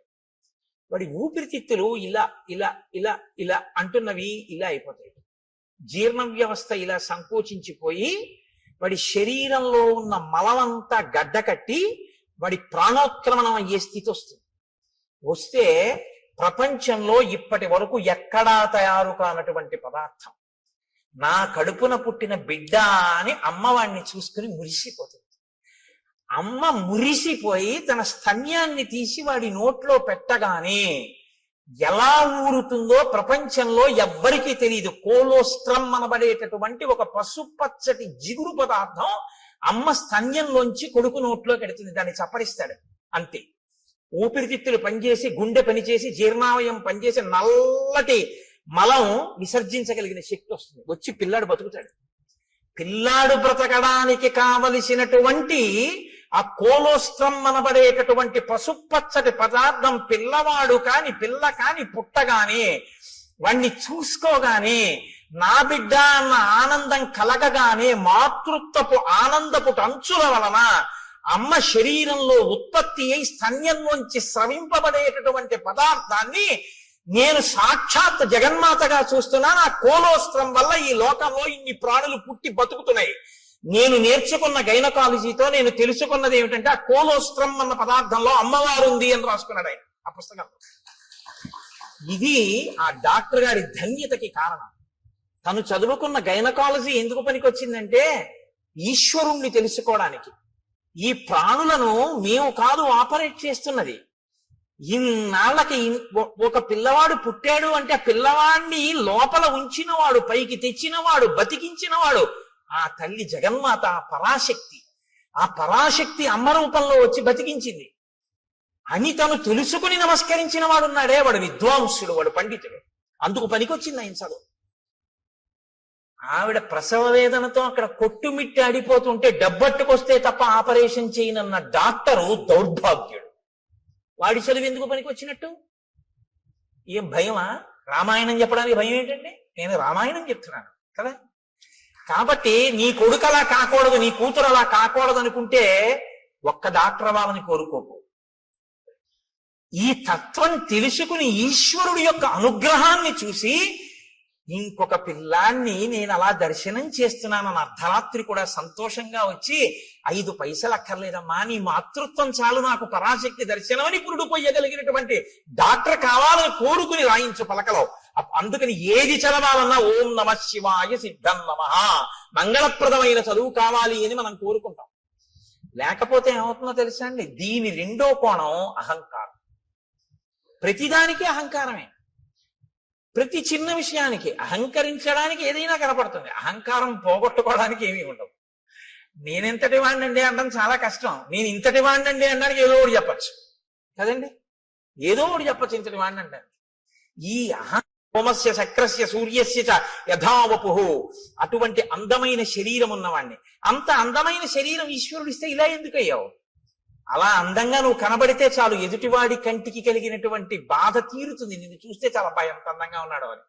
కానీ ఆయన ఏం చేసేవాడంటే చాలా చిత్ర విచిత్రమైన భయంకరమైనటువంటి వేషముల్లోకి మారేవాడు. కామరూపి కాబట్టి ఎవరూ ఊహించనంత ఘోరాతి ఘోరమైన రూపాన్ని తాను తీసుకుని ఈశ్వరుడిచ్చిన అందమైన రూపాన్ని వదిలిపెట్టి ఘోర రూపాలతో అరణ్యంలో ప్రాణులకు అకస్మాత్తుగా కనపడి వాళ్ళు భయపడిపోయి విహ్వలులై పడిపోతే, మరణిస్తే, బాధపడితే తను సంతోషించేవాడు.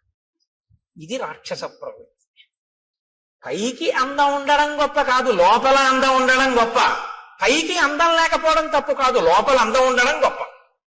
నా మాట బాగా పట్టుకున్నారో లేదో మీరు, యథాలాపంగా తీసుకున్నారో. పైకి అందం ఉండడం కాదు గొప్ప, లోపల అందం ఉండడం గొప్ప. పైకి అందం ఉండకపోవడం గొప్ప తప్పు కాదు, లోపల అందం ఉండడమే గొప్ప. చంద్రశేఖర పరమాచార్య స్వామి వారు ఇలా వెళ్ళిపోతున్నారు అనుకోండి, ఏమిటి ఆయన లోటో షూ వేసుకుంటారా, లేకపోతే విమల్ సూట్ వేసుకుంటారా, లేకపోతే ఆయన పెద్ద టై కట్టుకుంటారా, లేకపోతే ఫెయిర్ అండ్ లవ్లీ రాసుకుంటారా? ఆయన ఏముండవు. పాదచారి ఓ కాషాయ వస్త్రం కట్టుకుని ఇలా తలమించి వేసుకుని, ఇంత విభూతి పుండ్రాలు పెట్టుకుని, ఇంత బొట్టు, అది కూడా గుండ్రంగా కూడా ఉండదు, అద్దుకున్నట్టు పెట్టేసుకుని, చేతిలో ఓ సత్యదండం పట్టుకుని, ఆయన ఓ కమండలం పట్టుకుని గబ్బ గబ్బ గబ్బ గబ్బ నడిచి వెళ్ళిపోతుంటాడు. ఇప్పుడు నేను ఇలా చెప్తుంటే ఆయన ఇలా వచ్చారనుకోండి, అకస్మాత్తుగా ఉంటుందా ఇక నా రామాయణ ప్రసంగం? లేచి గభాలన ఒక్కసారి స్వర్ణదండం పడ్డట్టు దెబ్బ తగిలితే తర్వాత చూద్దామని కింద పడిపోతానంతే. మీరంతే లేచి సభంతా కింద పడిపోతుంది. ఏ అందం చూసి గౌరవించారు? అందం కాదు, లోకాన్నంతటినీ రక్షించడం కోసం ఆయన చేసినటువంటి ప్రయత్నం. శంకరాచార్యుల వారి తర్వాత ఆసేతు హిమాచల పర్యంతం తిరిగి జ్ఞానబోధ చేసిన మహాపురుషుడైన కారణం చేత. కాబట్టి మీరు ఆయన పాదాల మీద పడిపోతారంతే. ఇప్పుడు అందం గొప్పదా, పై అందం గొప్పదా? లోపలి అందం గొప్పది. లోపలి అందం ఎక్కడుంటుందో అది లోకాన్ని ఉద్ధరిస్తుంది. పై అందం జర్జరీభూతం అయిపోతుంది, కొన్నాళ్ళకు పోతుంది. పైగా దాన్ని సద్వినియోగం చేయకపోతే నీకు ప్రమాదహేతువైపోతుంది. కాబట్టి చూశారు, పై అందంతో లోపలి అందం పెంచుకోలేదు, పై అందంతో లోపల అందవికారం పెంచుకున్నాడు. లోపలి అందవికారం పై అందాన్ని కూడా తీసేసింది. ఇదే నేను మీతో మనవి చేసింది. అక్షరాభ్యాసము అన్నది మూఢనమ్మకములు, చాదస్తములు. నేను మీతో ఒకరోజు మనవి చేశాను. ఒక ఆయన ఆవును చంపేద్దాం అనుకున్నాడు. ఆవును చంపేయి అన్నాడు అనుకోండి, బుద్ధి ఉందా లేదా అంటారు. కాబట్టి ఆవును చంపేయి అనకుండా ఏమన్నాడంటే ఆ పులిని చంపేయి అన్నాడు. ఇప్పుడు చూడటం లేదు మీరు, అది ఆవో పులో మీరు చూడలేదు. పులిని చంపేయన్నారు. అయ్యి బాబాయ్ మీద పడిపోతుంది కాబట్టి చంపేయమన్నాడు అనుకున్నారు. ఆ పావును చంపేయాలి, పావు కాబట్టి చంపేయమన్నాడు అనుకున్నారు. ఆయన ఆవును చంపేశాడు. ఆవుని తెలుసు, పావును చంపేయి అని చంపించేశాడు. ఆవు అని చెప్తే అది పవిత్రం కాబట్టి చంపడానికి ఒప్పుకోరు. సనాతన ధర్మాన్ని వదిలేయని చెప్పలేక మూఢ విశ్వాసాలు వదిలేయని చెప్తున్నారు. ఆవును చంపేయని చెప్పకుండా పావును చంపేయని చెప్పినట్టు. అక్షరాభ్యాసం మూఢనమ్మకం అంటే ఇదిగో ఇందుకే పనికొస్తాం, కబంధుడు కావడానికి పనికొస్తాం. అక్షరాభ్యాసం ఎందుకు చేస్తారంటే నీకున్నటువంటి ఈశ్వర విభూతి లోకకంటకం కాకుండా నిన్ను రక్షించి ఈశ్వరానుగ్రహం అని నువ్వు గుర్తెరగడానికి పనికొస్తుంది. లేకపోతే నిన్ను ఎక్కడ పడితే అక్కడే ప్రమాదం తీసుకొస్తావు ఈ విభూతితో. ఇది నా యందు దోషభూయిష్టమైంది. నేను ఒకనొకనాడు అరణ్యంలో ఘోరమైన రూపంతో స్థూల శిరస్కుడు అనబడేటటువంటి ఒక ఋషికి కనపడ్డాను. ఆయన కందమూలములు ఏరుకుంటున్నారు. ఆయన ఋషి, ఆయన వలన లోకానికి ఏమి బాధ ఉండదు, ఆయన ఇప్పుడు లోకాన్ని కాపాడతారు. అటువంటి ఋషికి ఇప్పుడు నేను ఏ స్వరూపంతో ఉన్నానో అటువంటి రూపంతో కనపడ్డాను. ఆయనకి ఏదో సంతోషం వేసింది, అలా కనపడితే హడిలిపోతాడని. ఆయన వెనక్కి తిరిగి చూశాడు. నిజంగానే మనసులో ఉలిక్కి పడ్డాడు. అయ్యబాబు ఇదేమిటి ఇలా ఉంది ఈ ప్రాణి? అయితే వాళ్ళది నిర్భయత్వం. ఎక్కడ నిర్భయత్వం? అద్వైతమే నిర్భయత్వం. రెండోది ఉందంటే భయం, ఉన్నదొక్కటే అంటే భయం ఏమిటి? ఇంకా భయపడడానికి ఏముంటుంది? అదే అద్వైతం. కాబట్టి ఆయన వెంటనే ఏమన్నాడంటే శాపవాక్కుని విడిచిపెట్టాడు. ఏతదేవ నృశంసంతే రూపమస్తు విగర్హితం. నీకు ఇటువంటి నింద్యమైనటువంటి రూపం కావాలనుకున్నావు. నృశంసం విగర్హితం, క్రూరమైన నింద్యమైన, రెండు మాటలు వేశాడు. ఈ రూపం ఎలా ఉంది? నింద్యంగా ఉంది, చూడ్డానికి అసహించుకునేటట్టుంది, ఘోరంగా ఉంది. చేతులు ఒక్కటి ఉండి ఏమిటి ఆ స్వరూపం ఏమిటి, ఆ కనపడడం ఏమిటి? అప్పటికి తలకాయ ఉంది ఆయనకి ఇంకా. కాబట్టి నువ్వు ఇలాగే అరణ్యంలో పడి ఉండు. ఇప్పుడు అసలు ఉన్న అందం పోయింది. ఇప్పుడు ఏం చేశాడు? ఉన్న అహంకారం అప్పుడు పోయి మహర్షి కాళ్ళ మీద పడ్డాడు. ఇప్పుడు మీరు నన్ను మాట అడగచ్చు ఏంటంటే, అంటే మరి పాపం ఆ పాటి దానికి ఏదో బుద్ధి చెప్పాలి కానీ అలా బొత్తిగా శాపం ఇచ్చేది అంటే, మీరు జ్ఞాపకం పెట్టుకోండి, శాపం ఎప్పుడూ కూడా అనుగ్రహము. శాపవాక్కు అందరూ శాపానుగ్రహము అంటారు. దాని చేత మార్పు తీసుకొస్తారు తప్ప అలాగే పడి ఉండు అని అనరు. ఆ బాధ తెలిస్తే ఆ తరువాతి కాలంలో ఏమవుతాడంటే ఇంకెప్పుడు ఇటువంటి తప్పు పని చేయకుండా లోకానికి ఉపకారం చేస్తాడు. ఇక లోకోపకారం మొదలు పెడతాడు. అవతల వాడి బాధ తన బాధగా స్వీకరించి అవతల వాడికి మాట సాయమో చేతి సాయమో ఏదో ఒక సాయం మొదలు పెడతాడు. ఈ ప్రవృత్తి ఎక్కడ రావాలంటే లోపల దిద్దుబాటు జరగాలి. లోపల దిద్దుబాటు జరగాలి అంటే కొంతకాలం కష్టపడాలి, తప్పదు. ఏళ్ళనాటి శని జాతకంలోకి వచ్చిందనుకోండి, ఎందుకు భయపడతారు? ఆయన కష్టపెడతాడు. శనైహి శనైహి చరహ, మెల్లమెల్లగా వెడుతూ కష్టపెడతాడు. కానీ ఆ కష్టపెట్టడం వల్ల ఏమన్నా తెలుసా అండి, గొప్ప పరిణతి వస్తుంది, గొప్ప అనుభవం వస్తుంది. తరువాతి కాలంలో ఆయన కీర్తికి కారణం అవుతుంది. అందుకే ఏలినాటి శనిని ఎప్పుడూ దూషించకూడదు. మీరు ఆయన్ని నమస్కారం చేసి ప్రార్థన చేస్తే ఆయన దాన్ని ఇంకొకలా మారుస్తాడు. ప్రతిరోజు తిరగవలసిన దాన్ని గుడి చుట్టూ తిరగడంగా మారుస్తాడు భక్తి ఇచ్చి. కాబట్టి ఇప్పుడు శాపానుగ్రహం ఎందుకు ఇస్తారు? మార్పు తీసుకురావడం కోసం ఇస్తారు. వెంటనే తనకు అర్థమైంది, అయ్య బాబోయ్ ఇలా ఉండడమా. పడ్డాడు మహర్షి కాళ్ళ మీద పడి అన్నాడు, ఎప్పుడు నాకు ఈ శాప విమోచనం అని అడిగాడు. అయితే మారేవు కదా, ఇప్పుడే అన్నారు అనుకోండి, ఆ బుద్ధి మళ్ళీ మారిపోతుంది. అందులో ఆ బాధ ఏమిటో తెలియాలి. ఆయన అన్నాడు, యదాచిత్వా భుజౌ రామ త్వాం దహే ద్విజనే వనే తదాత్వం ప్రాప్స్యసే రూపం స్వమేవ విపులం శుభం. నీవు అరణ్యంలో పడి ఉండి ప్రాణుల్ని తింటుంటే ఒకానొకప్పుడు రామచంద్రమూర్తి అరణ్యంలోకి వచ్చి నీ భుజములను తెగనరుకుతారు. ఆ తెగనరికి అరణ్యంలో నిన్ను కాల్చేస్తారు. ఎందుకంటే ఆ ప్రాణి అలా ఉండిపోవడానికి వీల్లేదుగా, కాల్చబడాలి. సంస్కారం రాముడి దగ్గర ఉన్న గొప్పతనం అదే. మీతో నేను మనవి చేశా. అంత్యేష్టి సంస్కారం చేస్తాడే, ప్రాణిని కాల్చేస్తాడు. అంటే చచ్చిపోయినటువంటి ప్రాణిని అలా వదిలిపెట్టి వెళ్ళిపోడు, దానికి అంత్యేష్టి చేస్తాడు. పొద్దున్నే భోజనం చేస్తూ గోపాలకృష్ణ గారు నేను దాని గురించి కాసేపు ముచ్చటించాం. అలా ఎందుకు చేస్తాడండి రాముడు అని ఆయన ఏదో ప్రశ్న వేస్తే చెప్తున్నాను. ప్రతి ప్రాణికి కూడా దేవతలు ఆవహించి ఉంటారు. పాణి చెయ్యి ఉందనుకోండి, ఇంద్రుడు ఉంటాడు. వాక్కు అగ్నిహోత్రం ఉంటుంది. కన్ను సూర్యుడు ఉంటాడు. ఇప్పుడు మీరు విడిచిపెట్టి వెళ్ళిపోయారనుకోండి, విడగొట్టాలి మంత్రం చేత. విడగొట్టేసేసి, అంటే ప్రత్యేకించే మనుష్య శరీరానికైతే, మిగిలిన వాటికైతే ప్రాణ అపాన వ్యాన ఉదాన సమాన నాగ కూర్మ కృకర ధనంజయ దేవదత్తముల్లో ధనంజయం అన్న వాయువు చేసేస్తుంది. మనుష్య ప్రాణికి ఈ దేవతలందరినీ కూడా మంత్రభాగంతో విడతీసేస్తారు. విడతీసి మళ్ళీ ఈ శక్తుల్ని దేవతల్లో కలుపుతారు. కలిపి జడమైపోయి మిగిలిపోయినటువంటి దేహాన్ని అగ్ని యందు దహించేస్తారు. కాబట్టి అది సంస్కారం. అంత్యేష్టి సంస్కారం 16వ సంస్కారం.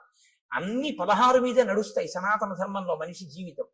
అందుకని షోడశ కళా ప్రపూర్ణుడు చంద్రుడు, షోడశ సంస్కార ప్రపూర్ణుడు మనుష్యుడు.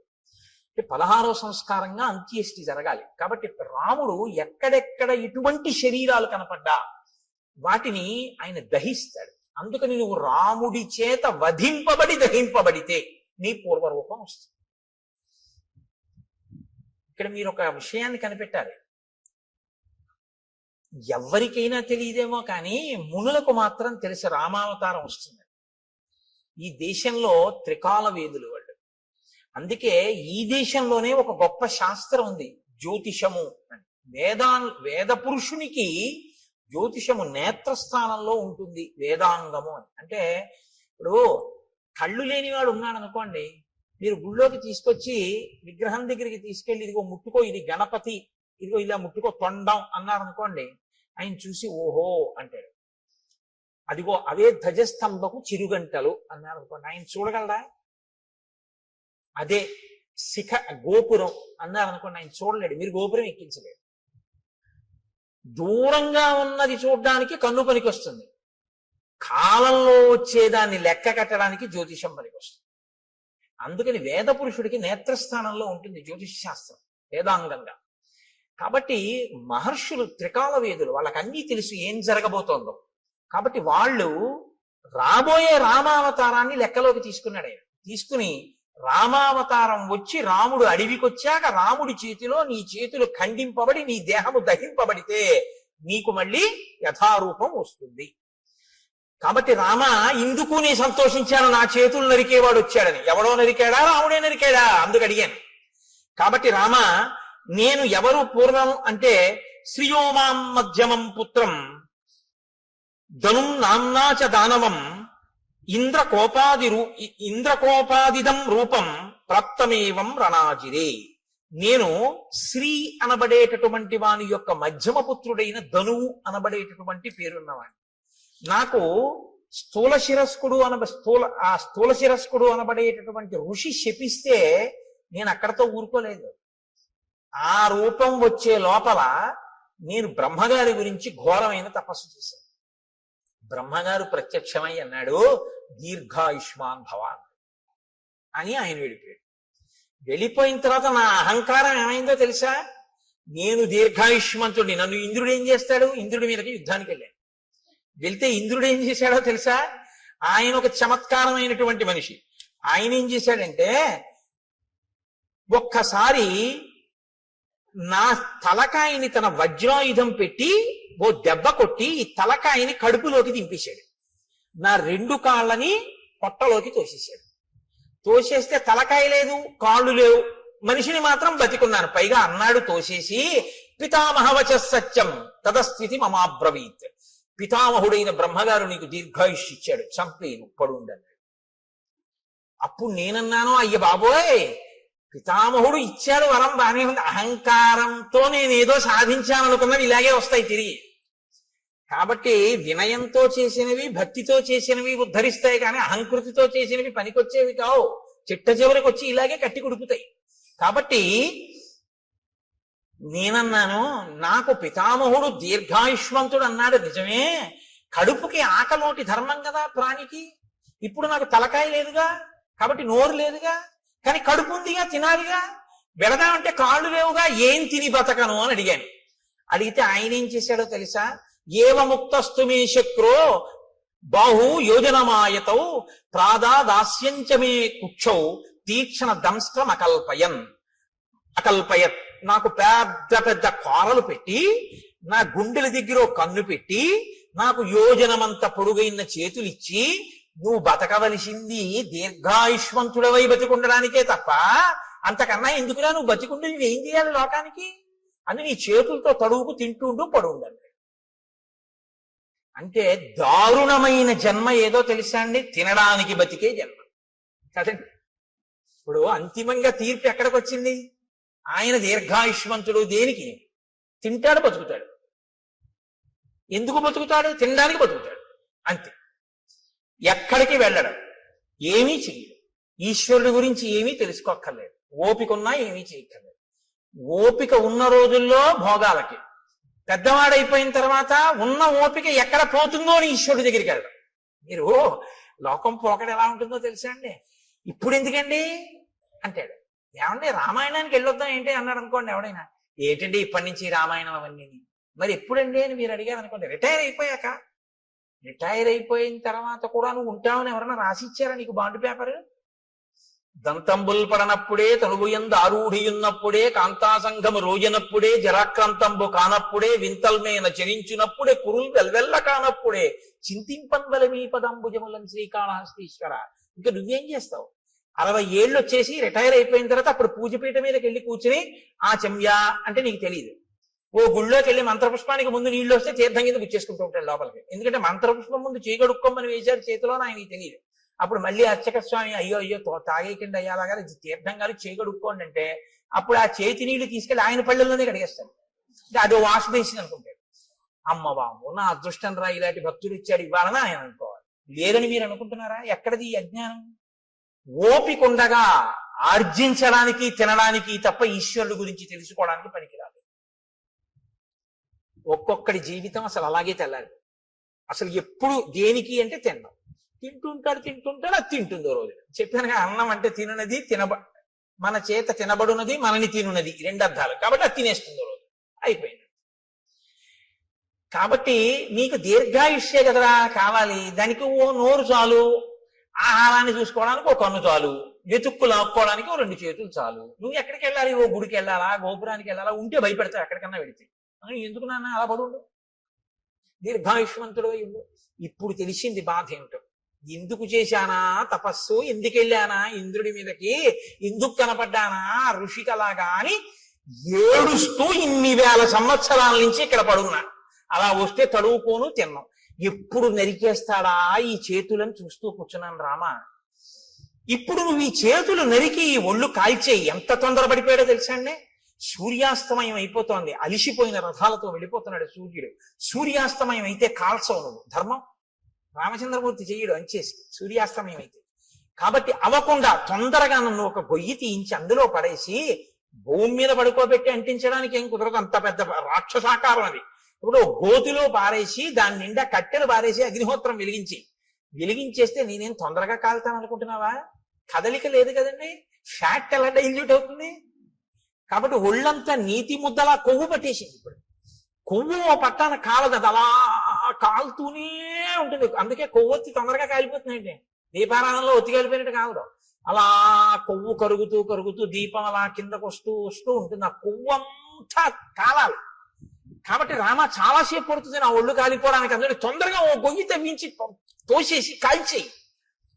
నాకు ఇప్పుడు ఈ శరీరంతో ఉంటే స్మృతి ఉండదు. నా అసలు శరీరం నాకు వచ్చేస్తే నాకు దివ్య స్మృతి కలుగుతుంది, ఎక్కడ ఏం జరిగిందో తెలుసుకోగలను. అప్పుడు నీ భార్యను ఎవరపహరించారో నేను చెప్తాను, నీకు నేను ఆ సాయం చేస్తాను. ఇత పూర్వం ఎప్పుడైనా అన్నాడండి ఇలాంటి మాటలు? ఎవడన్నా మంచిగా ఉంటే వాడిని బాధ పెట్టాడు. ఇప్పుడు అవతల వాడి బాధలో ఆ శరీరం వస్తే వెంటనే నీకో మాట సాయం చేస్తానంటున్నాడు. ఈ మార్పు కోసం శాపానుగ్రహం ఇస్తాను. మీరు బాగా పట్టుకుంటే ఋషులు ఏదో తపస్సు ఉంది కదా అని శాపవాక్కు విడిచిపెట్టరు, వాళ్ళ తపస్సు పోతుంది.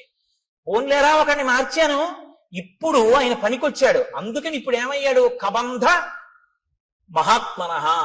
ఈ కబంధుడు మహాత్ముడు అన్నారు వాల్మీకి మహర్షి. ఎందుకంటే మార్పు ఎక్కడొచ్చిందో వాడు చాలా గొప్పవాడు. ఈ మార్పు రాకపోతే వాడు లోకకంటకుడై కూర్చుంటాడు.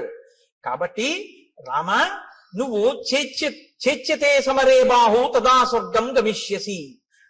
ఇంద్రుడు కూడా ఏమన్నాడంటే, నీ రెండు బాహువులు రాముడు ఎప్పుడు తరిగేస్తే అప్పుడు మళ్ళీ స్వర్గానికి వెళ్దుగానే అలా పడుండి అన్నాడు. అందుకని తొందరగా నాకు అంత్యేష్టి సంస్కారం చేసేసి. సరే, లక్ష్మణుణ్ణి పిలిచాడు, గుణపం ఇచ్చాడు, గొయ్యి తవ్వించాడు, శరీరాన్ని తోసేశాడు. ఏనుగులు విరిచినటువంటి కొమ్మలు ఎండిపోతే ఏర్పడిన ఎండుకర్రలు. మహర్షి, అమ్మో, వాల్మీకి రామాయణం అండి ఎంత జాగ్రత్తగా రచన చేస్తారో తెలుసా?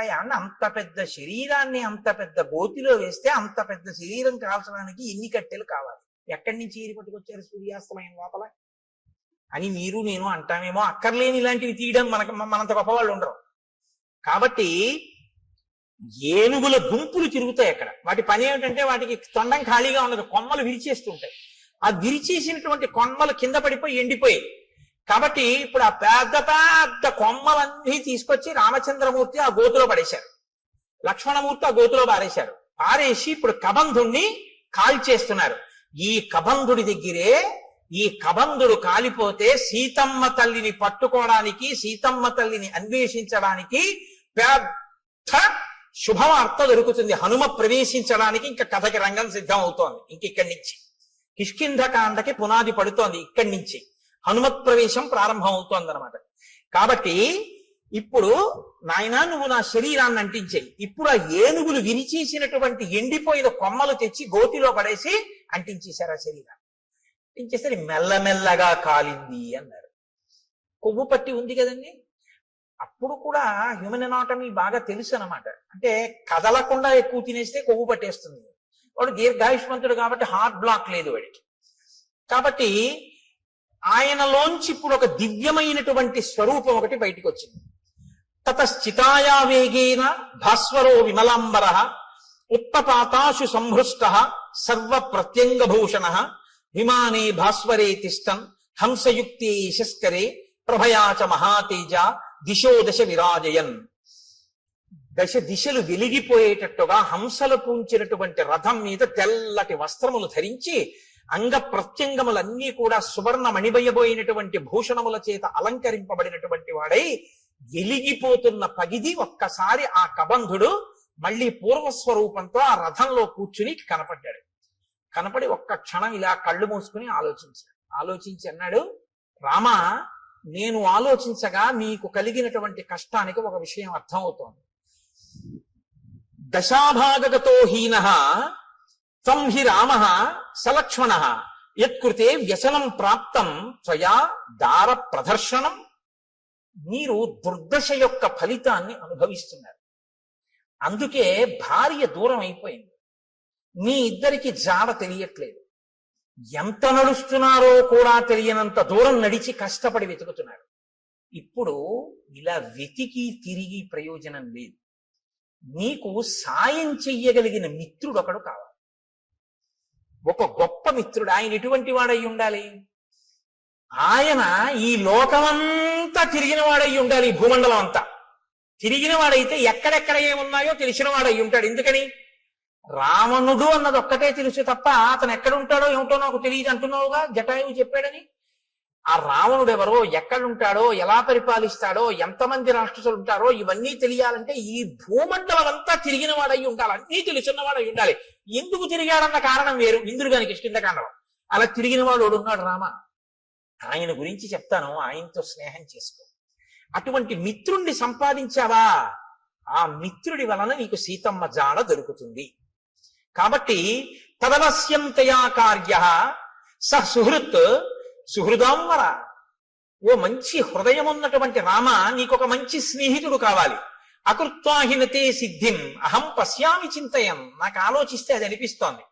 శ్రూయతాం రామ వక్ష్యామి సుగ్రీవో రామవానర భ్రాతా నిరస్త క్రుద్ధేన వాలినా శక్రసూనునా ఋష్యమూకే గిరివరే పంపా పర్యంత శోభితే నివసత్యాత్మవాన్ వీర చతుర్భిః సహవానరై వానరేంద్రో మహావీర్య తేజోవాన్ అమిత ప్రభ సత్యసంధో వినీతశ్చ ధృతిమాన్ మతిమాన్ మహాన్ దక్ష ప్రగల్భో ద్యుతిమాన్ మహాబల పరాక్రమ భ్రాత్రా నివాసితో రామ రాజ్యహేతోర్మహాబల స వృక్షరజస పుత్ర పంపామటతి శంకిత భాస్కర శౌరస పుత్రో వాలినా కృతకిల్బిష. సూర్య భగవానుడి యొక్క ఔరసపుత్రుడైనటువంటి సుగ్రీవుడనబడేటటువంటి ఒక వానర రాజు ఋష్యమూక పర్వత శిఖరముల మీద ఉన్నాడు. కారణాంతరముల చేత తన అన్నగారైనటువంటి వాలి చేత రాజ్యంలోంచి బయటికి వెళ్ళగొట్టబడ్డాడు. వెళ్ళగొట్టబడి నలుగురు వానరులు తన చుట్టూ సేవిస్తూ ఉండగా, అందులోనే ఉన్నారు హనుమ. నలుగురు వానరులు సేవిస్తుండగా సుగ్రీవుడు ఋష్యమూక పర్వతం మీద ఉన్నాడు. అపారమైన బలవంతుడు. ఈ భూమండలంలో ఎక్కడ ఏమున్నాయో అన్నీ తెలుసున్నవాడు. అతనితో నువ్వు అగ్నిసాక్షిగా స్నేహం చేసుకుంటే అతను దశ దిశలకి వానరములను పంపించి సీతమ్మ యొక్క జాడ కనిపెడతాడు. నువ్విలా తిరిగి తెలుసుకోక్కర్లేదు రామ. కాబట్టి ఇప్పుడు నీకు మిత్ర సహాయం అవసరమయ్యింది. అతను మహాబల పరాక్రమములు కలిగినటువంటి వాడు, గొప్ప వీర్యవంతుడు, వానరేంద్రుడు, తేజస్సున్నవాడు, సత్యసంధుడు, నీతి కలిగినటువంటి వాడు, పట్టుదల ఉన్నటువంటి వాడు, మంచి మతి కలిగినటువంటి వాడు, దక్షత కలిగినటువంటి వాడు, కాంతి కలిగినటువంటి వాడు. అటువంటి వాడితో నువ్వు స్నేహం చేసుకుంటే ఆయన నీ కార్యంలో సాయం చేస్తాడు. కాబట్టి ఆ వృక్షరజస్సు యొక్క కుమారుడైనటువంటి సుగ్రీవుడితో నువ్వు వెంటనే స్నేహం చేసుకోవడానికి ఋష్యమూక పర్వతానికి బయలుదేరు. ఆ ఋష్యమూక పర్వతం ఎక్కడుంది అంటావేమో, నీకు దారి చెప్తాను చూడు. రామాయణం ఎంత ఆప్యాయంగా ఉంటుందో తెలుసా అండి. హైదరాబాదు ఎప్పుడు ఆయన వెళ్ళలేదు. ఆయన కొడుకుని మొదటిసారి పంపిస్తున్నాడు ఉద్యోగానికి.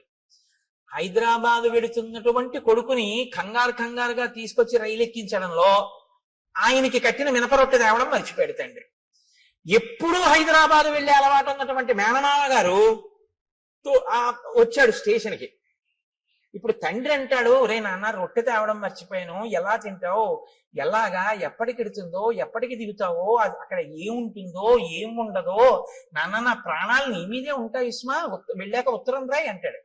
మేనమామ గారు అంటాడు, రే నీకేం భయం లేదు, ఇప్పుడు ట్రైన్ బయలుదేరుతుందా, బయలుదేరగానే మొదటి స్టేషను అనపర్తి, రెండో స్టేషను ద్వారపూడి, మూడో స్టేషను రాజమండ్రి వెళ్ళేటప్పటికి 8 అవుతుంది.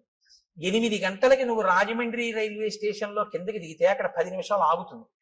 దిగి నువ్వు చూస్తే అక్కడే మంచి అరటి పళ్ళు, చాలా చక్కటి రొట్టెలు అన్ని అమ్ముతూ ఉంటారు. కాబట్టి నువ్వు అక్కడ నీకు కావలసిన 2 ఇడ్లీ 2 అరటి పళ్ళు అవి కొనుక్కొని చక్కగా అవి తినేసి మళ్ళీ రైలు ఎక్కి కూర్చుంటే 10 నిమిషాల కన్నా ఆగదు, గబగబా కొనేసుకో. రైల్లో కూర్చుని తినేసి మంచినీళ్ళు తాగేసి వాటర్ బాటిల్ మర్చిపో, ఎక్కిళ్ళు వస్తాయి. వాటర్ బాటిల్ కొనుక్కుంటుంటే ఎక్కి పడుకున్నా అంటే హాయిగా తెల్లవారేటప్పటికి 6 హైదరాబాద్ వెళ్ళిపోతా ఉంటారు. తెలుసున్నవాడు చెప్పేటప్పుడు రాజమండ్రి వస్తుంది, దారపూడి వస్తుందని చెప్పడు. ఎక్కడ ఏం తినాలో, ఏం తాగాలో, ఎలా పడుకోవాలో, ఎలా వెళ్ళాలో ఎందుకు చెప్తాడంటే ఆత్మీయత అందులో కలిసిపోయి ఉంది. కలిసిపోయి ఉండడంలో అలా చెప్తాడు. కాబట్టి ఇప్పుడు చూడండి, నిజంగా మాట్లాడడంలో వాల్మీకి మహర్షి మాట్లాడించడంలో అందం చూడండి, ఇందుకుని మహాత్ముడయ్యాడు. ఇప్పుడు రాముడి మీద ఎంత ప్రేమతో మాట్లాడుతున్నాడంటే ఋషభముఖానికి వెళ్ళి నీ పని అవుతుందని ఏదో చేతకాని వాడికి చెప్పినట్టు చెప్పట్లేదు. ఉపకారం చేయడంలో అంత శ్రద్ధతో చేస్తున్నాడు. మహానుభావుడి వల్ల నేను మళ్ళీ పునర్జన్మ పొందానని సంతోషిస్తున్నాడు. నాయన రామ, నువ్వు లక్ష్మణ సహితుడవై పశ్చిమ దిశగా ఇదే మార్గంలో విడితే బోలెడన్ని చెట్లు కనపడతాయి. నేరేడు, మోరటి, పనస, జువ్వి, మర్రి, తుమ్మిక, రావి, కొండగోగు, మామిడి, చండ్ర, పొన్న, ఎర్రగోరుంట, కానుగ, నల్లవి, అశోక వృక్షాలు, కడిమి చెట్లు, గన్నేరు చెట్లు, నల్లజీడి చెట్లు, అశోక వృక్షాలు, ఎర్రచంద్ర చెట్లు, దేవదారు వృక్షాలు అన్నీ కనపడతాయి. ఎందుకు ఇవన్నీ? ఆప్యాయత కలిగిన మేనమామ చెప్పినట్టు చెప్పడం. వీటికి మంచి మంచి పళ్ళు ఉంటాయి. లక్ష్మణుడు ఎక్కి కోసి నీకు తెచ్చి పెట్టచ్చు, లేదా కొమ్మలు ఉంచినా కూడా అందుతాయి. అంటే కింద కొమ్మలకు కూడా అన్ని పళ్ళుంటే ఆ పళ్ళు ఎవరు కొయ్యరు. ఎంత వివరంగా మాట్లాడతాడో చూడండి. అక్కడే ఉంటుంది క్యాంటీన్. ఒకవేళ క్యాంటీన్ ఏ కారణం చేతనైనా మూసేసి ఉంటే నువ్వు కంగారు పడకవు, ఇటువైపు కట్టేస్తారు. కానీ అదే టైంలో టిఫిన్ ఎక్కువ తినేవాళ్ళు అవతల ప్లాట్ఫామ్ మీదకి వస్తారు. ఇటు చెక్కలతో క్లోజ్ చేసి అటువైపు అమ్ముతుంటాడు, అటువైపు వెళ్ళు అని చెప్తాడు. చూసారా మా మేనమామ అలా చెప్తాడు చెప్పేటప్పుడు. మీరు ఆ శ్లోకాలలో అవతలాడి ఆప్యాయత చూడాలి ఆ చెప్పడంలో. ఎంత గొప్ప రచనండి మహర్షిది. కాబట్టి లక్ష్మణుడు కొమ్మలు వంచి పళ్ళు కొయ్యొచ్చు, తేనె పట్ల నుంచి తేనె కారుతుంటుంది. రామ, అవి మీరు తినచ్చు. అది దాటి మీరు వెడితే అక్కడ మీకు ఒక చిక్కటి వనం కనపడుతుంది. అంటే చిక్కటి వనం, చక్కటి వనం, బాగా చెట్లు దగ్గరగా ఉంటాయి. అవన్నీ పూలతో పళ్లతో నిండిపోయి ఉంటాయి. సర్వకామ ఫలాహ వృక్షాః పాదపాస్తు మధుశ్రమాః సర్వే చ ఋతవస్తత్ర వనే చైత్రరథేయథ. చైత్రరథం అంటే ఎప్పుడు అన్ని ఋతువులు ఉంటేదని చైత్రరథం అంటారు. అన్ని ఋతువులు ఉన్నట్టే అక్కడ ఎప్పుడు పళ్లతో, తేనె పట్లతో, పువ్వులతో ఆ చెట్లన్నీ శోభాయమానంగా ఉంటాయి. అక్కడ చక్కగా మీరు తేనె తాగొచ్చు, పళ్ళు తినచ్చు. అది దాటి వెళ్ళిన తరువాత మీరు పంపా సరోవర తీరానికి వెడతారు. రామ, పంపా సరోవర తీరంలో ఒడ్డున ఎక్కడా కూడా అసలు గులకరాళ్ళు ఉండవు. సాధారణంగా నది ఒడ్డున అన్ని చోట్ల గులకరాళ్ళు ఉంటాయి. గులకరాళ్ళు ఉంటే ఏమిటి అని మీరు అడగచ్చు. రాముడు పాదుకలు లేకుండా నడుస్తున్నాడు, గులకరాళ్ళు ఉంటే గుచ్చుకుంటాయి కాళ్ళు. కాబట్టి రామ, పంపానది తీరంలో గులకరాళ్ళు ఉండవు. అంటే ఆయన కాళ్ళకి గుచ్చుకునేవి లేవు. ఎంత ప్రేమ చూడండి నా చెప్పడంలో. పంపానది తీరంలో గులకరాళ్ళు ఉండవు. ఆ నీళ్లు చల్లగా, ఆ అందులో పుట్టినటువంటి పద్మముల యొక్క కింజిల్కముల నుండి రాలినటువంటి పుప్పుడితో సుగంధ భరితములై తీయగా చల్లగా ఉంటాయి. ఎప్పుడు స్నానం చేద్దామా, ఎప్పుడు తాగుదామా అనిపిస్తుంది. రామా, అక్కడ నాచు ఉండదు. కాబట్టి నువ్వు జాగ్రత్తగా పంచె పైకి తీసి కాలు జారుతుందేమో అని చూసుకుని వెయ్యక్కర్లేదు. ఆ కింద ఉన్నటువంటి ఇసుక నీకు కనపడుతుంది. ఆ నీరు వెండి పళ్ళెంలా ఉంటుంది, అంత స్వచ్ఛంగా ఉంటుంది. మహానందిలో ఉంటుంది సరోవరం, అలా ఉంటాయి నీళ్లు. రామ, నీకు ఇంకొక విషయం చెప్తున్నాను. అక్కడ అనేకమైన పక్షులు ఆ ఒడ్డును తిరుగుతుంటాయి. వాటికి ఏం భయం ఉండదు. అవి చాలా స్వేచ్ఛగా తిరుగుతుంటాయి. అవి ఎంత రుచిగా ఉంటాయో తెలుసా రామ? ఘృతపిండోపమాన్ స్థూలాంతాన్ ద్విజాన్ భక్షయిష్యథ రోహితాం వక్రతుండాశ్చ నడమీనాంశ్చ రాఘవ. రామ, పెద్ద పెద్ద చేపలు, ముళ్ళున్నవి, రెక్కలున్నవి ఆ నదిలో తిరుగుతుంటాయి పంపా సరోవరంలో. నీతి ముద్ద ఎలా ఉంటుందో అంత కమ్మగా ఉంటాయి అక్కడ ఉన్న పక్షులు. మాంసాహారం ఉన్న వాళ్ళు ఎవరైనా ఉంటే నోరూరే ప్రయత్నంలో ఉండకండి. కాబట్టి అంత కమ్మటి రుచి కలిగినటువంటి పక్షులు ఉంటాయి. కాబట్టి పాంసాయాం యుషుభి మచ్చాన్ తత్ర రామ వరాన్ హతాన్ నిస్త్వక్ పక్షాన్ అయస్తప్తాన్ అకృషా నీకకంటకాన్. ఎంత వివరంగా చెప్తాడంటే ఆ నదిలో కొన్ని పక్షులు ఆ నదిలో తిరుగుతుంటాయి. గండు మీనులు, సొర మీనులు, రొయ్యలు, చేపలు అన్ని ఆడుకుంటూ ఉంటాయి. లక్ష్మణుడు బాణంతో గుచ్చి వాటిని పైకి తీస్తాడు. తీసి అగ్నిహోత్రం మీద ఆ బాణంతో ఇలా తిప్పితే ఎర్రగా కాల్తాయి. నువ్వు అక్కడ ఒడ్డున కూర్చోరామా, కూర్చుంటే ఒక్కొక్క చేపని కాల్చి పట్టుకొస్తాడు. ఆ పక్షిని కొట్టి కాల్చి పచనం చేసి ఆ నీతి ముద్దలా ఉన్న పక్షి మాంసం తీసుకొచ్చి పెడతాడు. చక్కగా నువ్వు ఆ ఒడ్డున కూర్చుని కమ్మగా తిన్న తర్వాత దాహం వేస్తుంది. ఎందుకంటే నీతి ముద్దలా కదా ఉంటాయి. దాహం వేస్తే లక్ష్మణుడు ఏం చేస్తాడో తెలుసా? భృశం తే ఖాలతో మచ్చాన్ పంపాయా పుష్ప సంచయే పద్మగంధి శివం వారి సుఖశీత మనామయం ఉధృత్య సతతాక్లిష్టం రౌప్య స్ఫాటిక సన్నిభం అసౌ పుష్కరవర్ణేన లక్ష్మణ పాయిష్యతి. తామరాకులుంటాయి రామ, ఆ తామరాకులు దొప్పగా చేసి పంపా సరోవరంలోకి ఎడతాడు లక్ష్మణుడు. ఆ నీళ్లు ఎలా ఉంటాయో తెలుసా? వెండి రేకు బోర్లించినట్టు ఉంటాయి, తెల్లగా అడుగునున్నటువంటి ఇసక కనపడుతుంటుంది. దాంట్లో బోలెడన్ని పద్మాలు ఉంటాయి, పద్మాలకి కింజిల్కాలుంటాయి, వాటిలోంచి ఆ పుప్పుడంతా నీటి మీద పడుతుంది. అందుకని మంచి ఏదో అన్ని రకాల పదార్థాలతోటి శివాభిషేకం చేస్తే వచ్చిన తీర్థం అన్ని రుచులు కలిసి మంచి సుగంధ ద్రవ్యాలతో సువాసనతో ఎలా ఉంటుందో అలా ఉంటాయి ఆ నీళ్లు. ఆ నీళ్లు తామరాకు దొప్పతో తెచ్చి నీకు ఇస్తాడు. నువ్వు చక్కగా ఏం చేస్తావు అంటే తామరాకు దొప్పతో చల్లటి నీళ్లు తాగు. సాయంకాలం వేళలో నువ్వు ఆ పంపా సరోవర ప్రాంతంలో తిరుగుతుంటే జింకలు లేళ్లు తిరుగుతుంటాయి, చెట్లన్నీ పువ్వులిట్టుకున్నాయా అన్నట్టుగా పువ్వులతో శోభిస్తుంటాయి. నీకు సీతమ్మ కనపడలేదు అన్న బెంగ నీకు తీరుతుంది. రామ, అక్కడ పుష్పమాలలు కొన్ని పడి ఉంటాయి. ఆ పుష్పమాలలు ఎన్ని సంవత్సరములైన వాడవు. ఎందుకో తెలుసా? నతాని కశ్చిన్ మాల్యాని తత్రారోపయితా నరః నచ వై మ్లానతామ్యాంతి నచ శీర్యంతి రాఘవ. మతంగ మహర్షి యొక్క శిష్యులు గురువు గారికి సేవ చేయడం కోసమని అక్కడికి వచ్చి దర్భలవి సేకరిస్తున్నప్పుడు వాళ్ళ శరీరానికి కలిగినటువంటి శ్రమ వలన పుట్టినటువంటి స్వేద బిందువులు నేల మీద పడి పువ్వులై దండలయ్యాయి. ఆ దండలు ఎవరు తీసి ధరించారు. వాళ్ళ ఆ శిష్యుల యొక్క చెమట పువ్వులైంది కాబట్టి ఆ పువ్వులు సూర్యరశ్మికి వాడవు, గాలికి ఒడిలిపోవు. అవి ఎన్ని సంవత్సరములైనా అలాగే ఉంటుంటాయి. ఆ మాలలు ఎవరు ధరించరు. నువ్వు అక్కడ మతంగ మహర్షి యొక్క ఆశ్రమం కనపడుతుంది. చాలా లోపలికి వెళ్ళడం చాలా కష్టం, గొన్నేనుగులు దాని చుట్టూ తిరుగుతూ ఉంటాయి. రామ, అక్కడే శబరి ఉంది ఇప్పుడు ఆశ్రమంలో. తేషాం గతానాం ఆద్యాపి దృశ్యతే పరిచారిణి శ్రమణీ శబరీనామ కాకుత్స చిరంజీవిని త్వాంతు ధర్మే స్థితా నిత్యం సర్వభూత నమస్కృతం దృష్ట్వా దేవోపమం రామ స్వర్గలోకం గమిష్యతి. నువ్వు ఒక్కసారి ఆ ఆశ్రమంలోకి వెళ్ళి శబరిని చూస్తే శబరి నిన్ను చూసిన తరువాత స్వర్గలోకానికి వెళ్ళిపోతుంది.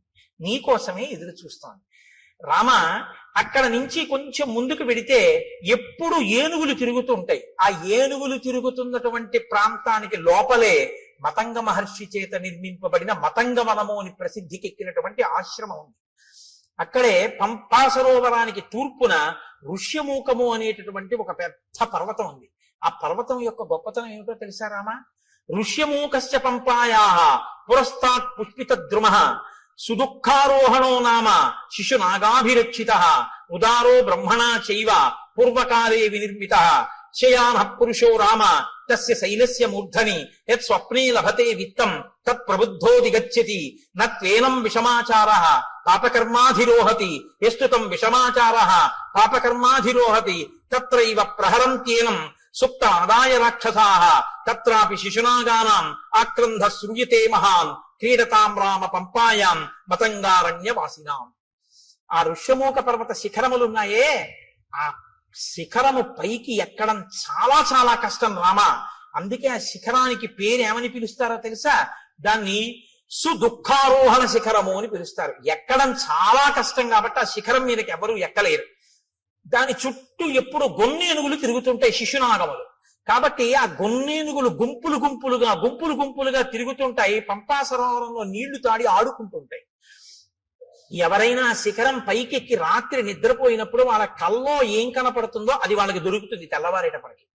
పాపాచారం కలిగిన వాళ్ళు ఋష్యమూక పర్వతం మీదకి ఎక్కి ఉండలేరు. ఒకవేళ ఉన్నా వాళ్ళకి నిద్ర పట్టగానే రాక్షసులు వచ్చి చంపేస్తారు.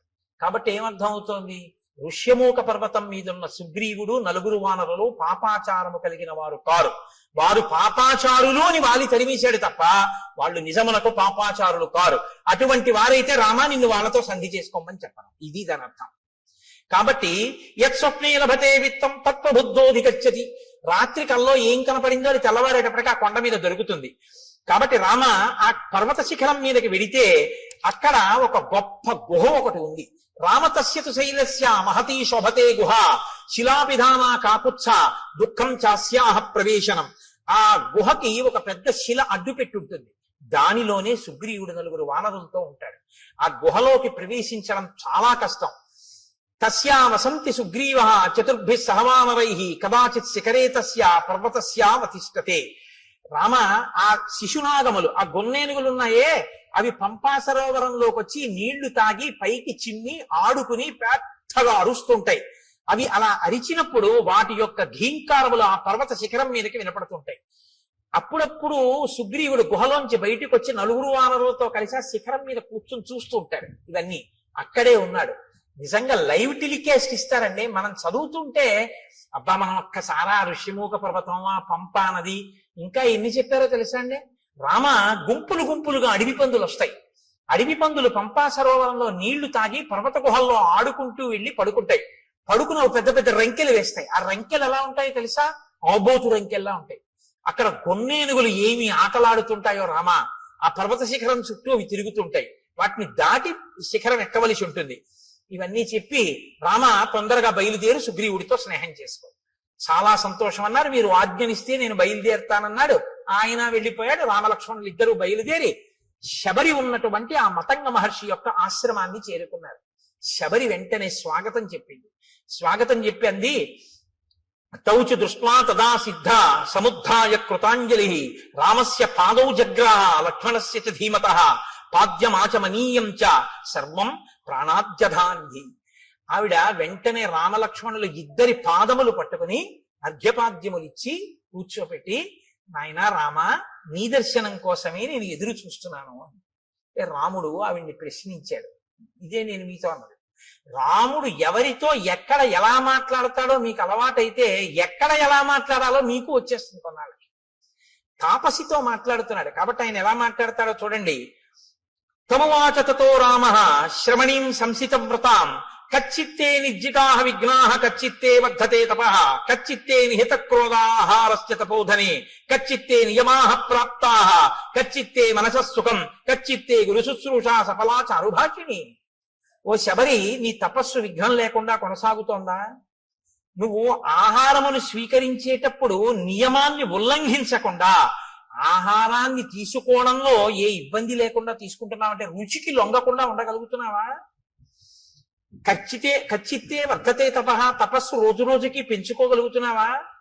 ప్రతిరోజు నియమాలు పాటిస్తున్నావా? నీ మనసు సుఖంగా ఉంటోందా? నీ గురు శుశ్రూష బాగా చరిగిందా? నాకు వాటి గురించి చెప్పు. ఎవరిని ఏవడగాలో అవి అడగాలి. అడిగితే ఆవిడ చాలా సంతోషించింది. అద్య ప్రాప్తా తపస్సిద్ధి తవ సందర్శనాన్మయ అద్యమే సఫలం తప్తం గురువస్య సుపూజితాః అద్యమే సఫలం జన్మ స్వర్గస్యైవ భవిష్యతి త్వయిదేవ వరే రామ పూజితే పురుషర్షభ చక్షుషా తవ సౌమ్యేన పూతాస్మి రఘునందన గమిష్యాం అక్షయాన్ లోకాన్ తత్ప్రసాదాదరిందమా. నాయన, ఎప్పటి నుంచో నీ దర్శనం కోసమే ఎదురు చూస్తున్నాను.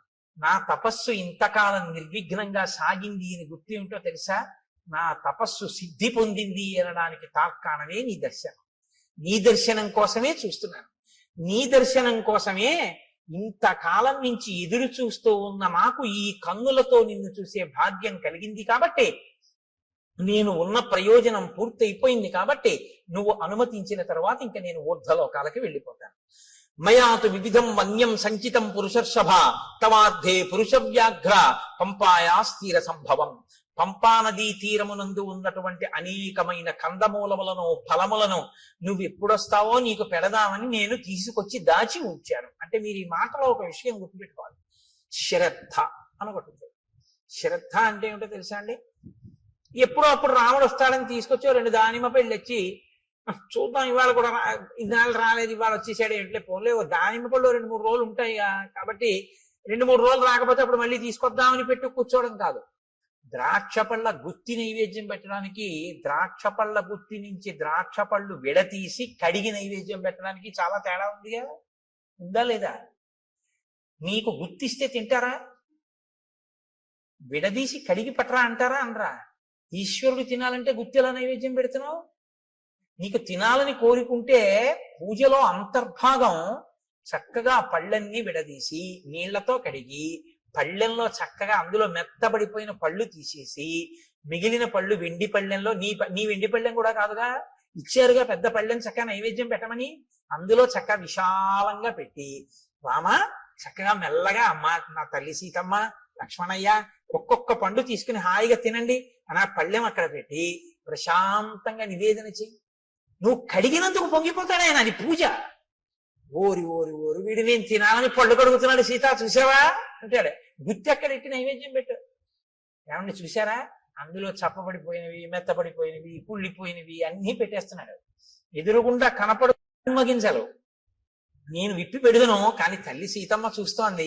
అన్ని ద్రాక్ష పళ్ళు నువ్వే కడిగేసి, అరటిపండు తొక్కలు నువ్వే తీసేసి అన్ని పెట్టేస్తే మా ఆయనకి నేను పెట్టుకోవద్దయ్యా ప్రేమతో, అవి నాకి నేను విప్పి పెట్టుకుంటాను ఎంత బాగున్నాయో అంటోంది. అమ్మకి ఇస్తాను, అమ్మ విప్పి పెడుతుంది. ఇదిగో అమ్మ చేతిలో పెడుతున్నాను, ఇవి మీరు గింజలు ఒలుచుకు తినండి, ఇవి మాత్రం అమ్మ గింజలు ఒలిచే వరకు ఇవి తింటుండండి రామా అని మీరు భావన చేసి సంతోషంగా ఓసారి ఆ పళ్ళెం అక్కడ పెట్టి ఓ 2-3 నిమిషాలు సంతోషపడిపోయి మీ ఎదురుగుండా సీతారామ లక్ష్మణులు హనుమ ఉన్నారనుకుని అప్పుడు మీరు నైవేద్యం పెట్టి నా స్వామి తింటున్నాడు, ఆయన తింటున్నప్పుడు ఆ పళ్ళరసం కంఠంలోకి దిగుతుంటే సంతోషంగా ఆయన చూస్తున్నాడని మీరు భావన చేస్తే నన్ను నమ్మండి ప్రసాదమే, ఆయన తిన్న శేషం ఏది. అసలు ఆ భావన లేకపోతే మిమ్మల్ని నైవేద్యం పెట్టమని పంపించిన ఆయన యొక్క ద్రవ్యం వృధా తప్ప ఉపయోగమే ఉండదు. కాబట్టి నేను రోజూ పంపా సరోవరం నుంచి తెచ్చాను పళ్ళు, తెచ్చి అక్కడ పెట్టాను, రామ మీరు స్వీకరించండి అక్కడ పెట్టింది. అంతేకాని కొరికి చూసింది, కొరికి చూసి పెట్టింది, ఇలాంటి పిచ్చి పిచ్చివన్నీ లేవు. ఆవిడ శుశ్రూష చేసింది గురువులకి, మతంగ మహర్షి. ఆవిడికి తెలుసు ఎక్కడెలా ప్రవర్తించాలో. ఆవిడ శ్రద్ధ ఎక్కడా మీకు అర్థమవుతుందని నేను ఈ మాటలు చెప్పాను, నైవేద్యం పెట్టడం ద్రాక్ష పళ్ళ గుత్తి గురించి. ఆవిడ అలా ప్రతిరోజు సేకరించి తీసుకొచ్చి అక్కడ పెట్టింది. ఏమో రాముడు వస్తారేమో పెట్టుకోవాలి, ఎప్పటి పళ్ళప్పుడు. నేను చైతన్య కుసుమ ప్రియా అమ్మవారు. అందుకే అమ్మవారికి బంగారు తామరలతో బంగారం పూలు చేయించామని అంటారు. బంగారం పూలతో చేయిస్తే మీరు గుర్తుపెట్టుకోండి జాగ్రత్తగా, చాలా మంది చేసేస్తారు కానీ దానికి ఒక కారం ఉంటుంది. రెండో రోజు ఎవరో ఏం చేస్తాడు, ఇలా తీస్తాడు ఆ పూలు, అది గీసుకుని అమ్మవారి పాదానికి ఎర్రగా ఉన్న నా తల్లి పాదం మీద గీత పడి చిన్ని నెత్తుటి చుక్క పైకి చిందిందనుకోండి, మీరు 1,000,000 జన్మలెత్తినా మీ పాపం పోదు. ఎవడు చేయమన్నాడు ఆ పూలు? ఓ గడ్డి పువ్వు తెచ్చి అక్కడ చాలు. అందుకే ఆవిడ చెప్పింది చైతన్య కుసుమ ప్రియా, నేను చైతన్యం ఉన్న పువ్వుల్ని ఇష్టపడతాను అని చెప్పింది ఆవిడ. ఈ బంగారం పూలు వెండి పూలు తెచ్చిమని ఎవడు చెప్పలేదు, ఎవడో వెర్రెక్కిన వాడు మొదలెట్టాడు ఇవన్నీ. కాబట్టి అలాంటి పిచ్చి పనులు అనవసరం. చైతన్య కుసుమాలు ప్రకృతిలో వచ్చాయి, వాటితో చేస్తే చాలు. అందుకే ఏ ఋతు పుష్పములను ఆ ఋతువునందు పూజ చేస్తే ఈశ్వరుడు ప్రీతి చెందుతాడు. అసాధారణమైనవి తెచ్చే ప్రయత్నం చేయకూడదు. అక్కడ నీకు లభ్యమయ్యే వాటితో చేస్తేనే ఈశ్వరుడు సంతోషిస్తాడు ఇప్పుడు. శ్రద్ధ. కాబట్టి శబరి వాటినన్నింటినీ అక్కడ పెట్టింది. ఇహతే భావితాత్మానో గురవేమే మహావనే జుహావాంచక్రియే తీర్థం మంత్రపూజితం. నాయన ఇదిగో మా గురువు గారి యొక్క గొప్పతనం ఏమిటో చూపిస్తాను రా, ఆశ్రమం చూపిస్తానని తీసుకెళ్లి గురవోమే మహావనే, మా గురువు గారు ఈ అరణ్యంలోనే తిరిగారు, ఈ ఆశ్రమంలో. ఆయన ఒకానొకప్పుడు తన మంత్రశక్తితో గంగా నదిని ఆవాహన చేశారు. ఇదిగో ఇక్కడ ఆ తీర్థం ఇప్పటికీ ప్రవహిస్తోంది ఆశ్రమంలో, చూడు. ఇయం ప్రత్యక్షస్థలీవేది ఎత్ర తేమే మనస్కృతాః పుష్పోపహారం కుర్వంతి శ్రమదుద్దేశిభిః కరైః. చాలా బడలిపోయినటువంటి నీరసంతో ఉన్న శరీరంతో ఉపవాసములు చేసి ఉన్నటువంటి శరీరం కాబట్టి భగవంతుని యందు ధ్యానంలో ఒళ్ళు మరిచిపోయిన వారు కనుక లేచి పుష్పమాల ఇలా వణికిపోతున్న చేత్తో స్వామికి సమర్పించారు. ఇక్కడే ఆయన అగ్నికార్యం చేశారు. వాళ్ళు వెళ్ళిపోయి చాలా కాలమైంది. నువ్వు చిత్రకూట పర్వతం మీద ఉన్నప్పుడు వాళ్ళు దివ్య విమానాలు ఎక్కి వెళ్ళిపోయారు. రామ ఇప్పటికీ వేదులు ఎలా ప్రకాశిస్తుంటాయో చూడు, దిశలన్నీ ప్రకాశిస్తాయి ఈ వేదుల వల్ల. వాళ్ళు చేసినటువంటి అగ్నికార్యం ఇప్పటికీ అంత తేజస్సుతో ఉంది. తేషాం తప ప్రభావేన పశ్చాద్యాపి రఘుత్వ ద్యోతయంతి దిశ సర్వాః శ్రియా వేద్యోతుల ప్రభా అశక్నువద్భిస్తైర్గంతుం ఉపవాస శ్రమాలసైః చింతితేభ్యగతాన్ పశ్య సహితాన్ సప్తసాగరాన్. చింతితేభ్యాగతాన్ పశ్య, ఎంత గొప్ప మాట అండి. ఆయనట అక్కడ కూర్చుని తపస్సు చేసి హోమం చేసి సాయంకాలం సంధ్యావందనం వేళవుతోంది, లేచి వెళ్ళాలి అనుకున్నారట. కానీ అశక్నువద్భిస్తైర్గంతుం, లేచి వెళ్ళడానికి ఓపిక లేదు, ఇంకా నీరసంగా ఉంది శరీరం. ఎలా అనుకుని సప్త సాగరములారా ఇలా రండి స్నానం చేస్తానన్నట. 7 సముద్రాలు వచ్చి ఇక్కడ ప్రవహించాయి. నా గురువు గారు ఇందులో స్నానం చేశారు రామా చూడండి ఆవిడ. అంటే ఈ జాతి యందు ఋషుల యొక్క శక్తి ఏమిటో చూస్తున్నారు మహర్షి రామచంద్రమూర్తి. అద్యాపి నామ శుష్యంతి ప్రదేశే రఘునందన. మా గురువు గారు శిష్యులు ఇక్కడే నారచీరలు ఒంటి మీద బట్టతో స్నానం చేయాలి, చేసి ఆ బట్ట పిండి ఆరేశారు. వారి శరీరమునకు తగిలిన కారణం చేత ఆ చీరలు ఆరలేదు. అది వాళ్ళ తపశ్శక్తి. దేవకార్యాన్ని కుర్వద్భిః యానీమాని కృతాని వైః పుష్పైః కువలయై సార్థం మ్లానత్వం నోపయాంతి వై. వాళ్ళు చేతులతో ముట్టుకుని ఇక్కడ దేవతలకి పుష్పాలు సమర్పించారు. ఆ పువ్వులు ఇన్ని సంవత్సరములైన వాడవు, అలాగే ఉన్నాయి చూడు. ఇది మా గురువు గారి గొప్పతనం. కాబట్టి రామా, నేను నీ గురించి ఎదురు చూస్తున్నాను, నీకు ఆతిథ్యం ఇమ్మని మా గురువు గారు చెప్పారు. దర్శనం చేసుకుని ఆతిథ్యం ఇచ్చి రమ్మన్నారు. ఇటుగా రాముడు వస్తాడు, ఆతిథ్యం ఇవ్వడానికి ఉండాలన్నారంటే రామచంద్రమూర్తి ఆగమనానికి ఎలా ఎదురు చూశారో చూడండి. నీకు నేను స్వాగతం నెరపాను కాబట్టి ఇక నేను ఊర్ధ్వలోకాలకి వెళ్ళిపోతాను. ఎంత తేలిగ్గా చెప్పేసిందో ఆవిడ వెళ్ళిపోతాను. రాముడు లక్ష్మణుడి వంక చూసి శరభంగాశ్రమంలో చూశారు ఈ శక్తి. ఒక ఆడది తాపసి సన్యాసి, ఆవిడ చెప్తోంది వెళ్ళిపోతానని. ఈ దేశంలో ఆడవాళ్లు కూడా అంత తపశ్శక్తి సంపన్నులు. అనసూయని చూసాం, శబరిని చూస్తున్నాం. కాబట్టి ఇత్యుక్తా జటిలా వృద్ధ చీరకృష్ణాజినాంబర తస్మిన్ ముహూర్తే శబరి దేహం జీర్ణం జిహాసతి అనుజ్ఞాతాతు రామేణ హుత్వాత్మానం హుతాశనే జ్వలత్సావ సంకాశ స్వర్గమేవ జగామస దివ్యాభరణ సంయుక్త దివ్యమాల్యానులేపన దివ్యాంబరధరా తత్ర బభూవ ప్రియదర్శన విరాజయంతి తం దేశం విద్యుత్ సౌదామినీ యథా యత్ర తే స్మృతాత్మానో విహరంతి మహర్షయః తత్పుణ్యం శబరీ స్థానం జగామాత్మ సమాధిన. ఆవిడ కట్టుకున్నటువంటి నారచీర, ఆవిడ కట్టుకున్నటువంటి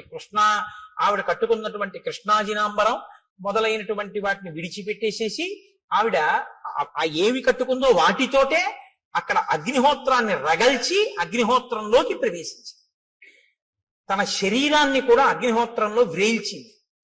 ఆ శరీరము అగ్నిహోత్రమునందు తప్తమైపోతూ ఉండగా నిరుపు తీగ ఎలా ఉంటుందో అటువంటి శరీరం కింద మారిపోయి దివ్యమైనటువంటి ఆభరణములు, దివ్యమైనటువంటి వస్త్రములు ధరించినదై ఈయన చూస్తుండగానే నమస్కారం చేస్తూ స్వర్గలోకానికి చేరిపోయి ఇత పూర్వం ఆమె సేవించిన గురువులు ఎక్కడున్నారో, ఆ గురువుల శిష్యులు ఎక్కడున్నారో అక్కడికి ఈవిడ కూడా వెళ్ళిపోయింది. గురు సేవ ఎంత గొప్పదో నిరూపిస్తుంది శబరి వృత్తాంతం. గురువు గారిని సేవించినందుకు శబరి ఆ స్థితిని పొందింది రామాయణంలో. అందుకే రాముడికి అన్నిటికన్నా ఇష్టం గురుసేవ. కాబట్టి తత్పుణ్యం శబరీ స్థానం జగామాత్మ సమాధిన. ఆవిడ వెళ్ళిపోయిన తరువాత రాముడు లక్ష్మణుడితో కలిసి సప్తానంచ సముద్రాణం యేషు తీర్థేషు లక్ష్మణ ఉపస్పృష్టంచ విధివత్ పితరశ్చాపి తత్పితాః ప్రణష్టం అశుభం తత్వత్ కళ్యాణం సముపస్థితం తేన తత్వేన హృష్టం మే మనో లక్ష్మణ సంప్రతి హృదయేహి నరవ్యాఘ్ర శుభం ఆవిర్భవిష్యతి. ఇది ఎందుకు మనం స్నానం చేయాలో తెలుసుకోవాలి.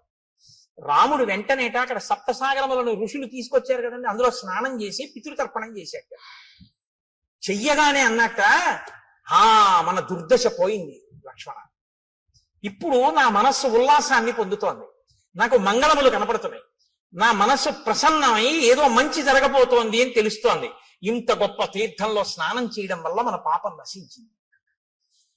మీరు చెప్తే ఆశ్చర్యపోతారు. ఒకనకొకప్పుడు ఒక ఆయన చాలా ఇబ్బందుల్లో ఉండేవాడు. ఆయన వెళ్ళి స్నానం చేసే స్థితిలో లేడు. ఎందుకంటే ఆయనకు అప్పటికి ఒక యాక్సిడెంట్ అయ్యి కట్టు కట్టారు. ఆయన చాలా కష్టాల్లో ఉంటే ఒక మహాత్ముడు ఒక ఆయనతో కలిసి నేను వాళ్ళ ఇంటికి వెళ్ళడం జరిగింది.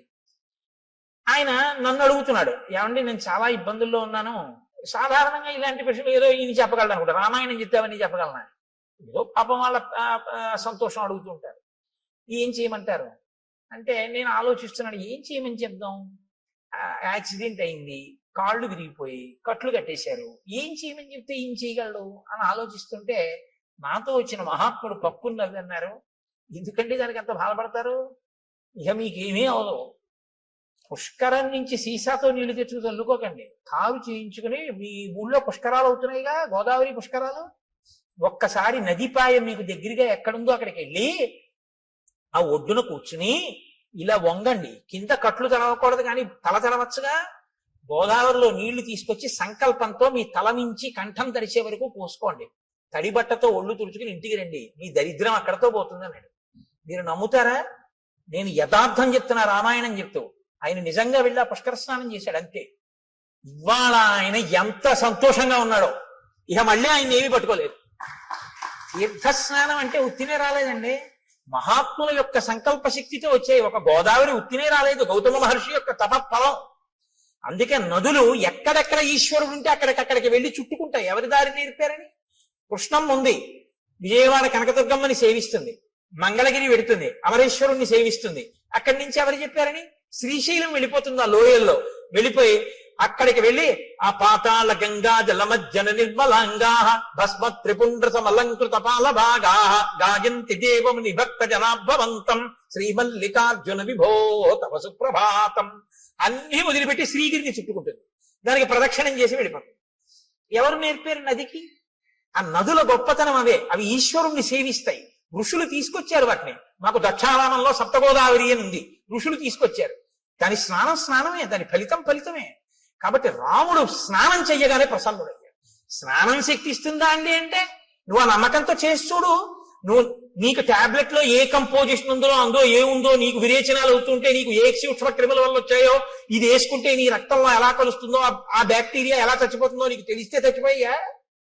డాక్టర్ గారు 3 పూట్ల వేసుకోమన్నాడు, వేసుకున్నావు, చచ్చిపోయా లేదా? విరేచనాలు తగ్గాయా లేదా? డాక్టర్ గారు చెప్తే మాత్రం నేను ఎలా వేసుకుంటానండి, ఇందులో ఏముందో నాకు తెలియాలండి, తెలిస్తేనే నేను వేసుకుంటానండి అంటే ఒక్కలాగే తగ్గదు. నీ నమ్మకం ప్రధానం. మణి, మంత్రము, ఔషధము మూడింటికి నమ్మకం. కాబట్టి ఇప్పుడు నమ్మాడు, నమ్మి స్నానం చేశాడు, ఫలితం వస్తుంది. విశ్వాసమే ఈశ్వరుడు. మనం ఒక ఎక్కడికైనా పవిత్రమైన చోటుకెడితే తీర్థస్నానం తప్పకుండా చెయ్యాలి. కాబట్టి రాముడు ఆ స్నానం చేసి ఉల్లాసాన్ని పొంది సంతోషించి లక్ష్మణుడితో కలిసి నువ్వు వెళ్ళి ఋష్యమూక పర్వతం మీద సుగ్రీవుణ్ణి కలుసుకో అని చెప్పి ఆనందంగా ఇద్దరూ కలిసి ఆ పంపా సరోవరంలో తిరుగుతూ ఇంకా సుగ్రీవుని యొక్క దర్శనం కోసమని ఎదురు చూస్తున్నారు. రేపటి రోజున మహానుభావుడు హనుమ, సుగ్రీవుడు ఆ వానరుల యొక్క దర్శనం, సీతమ్మ తల్లి జాడ కనిపెట్టడం వైపుకి కథ తిరుగుతుంది.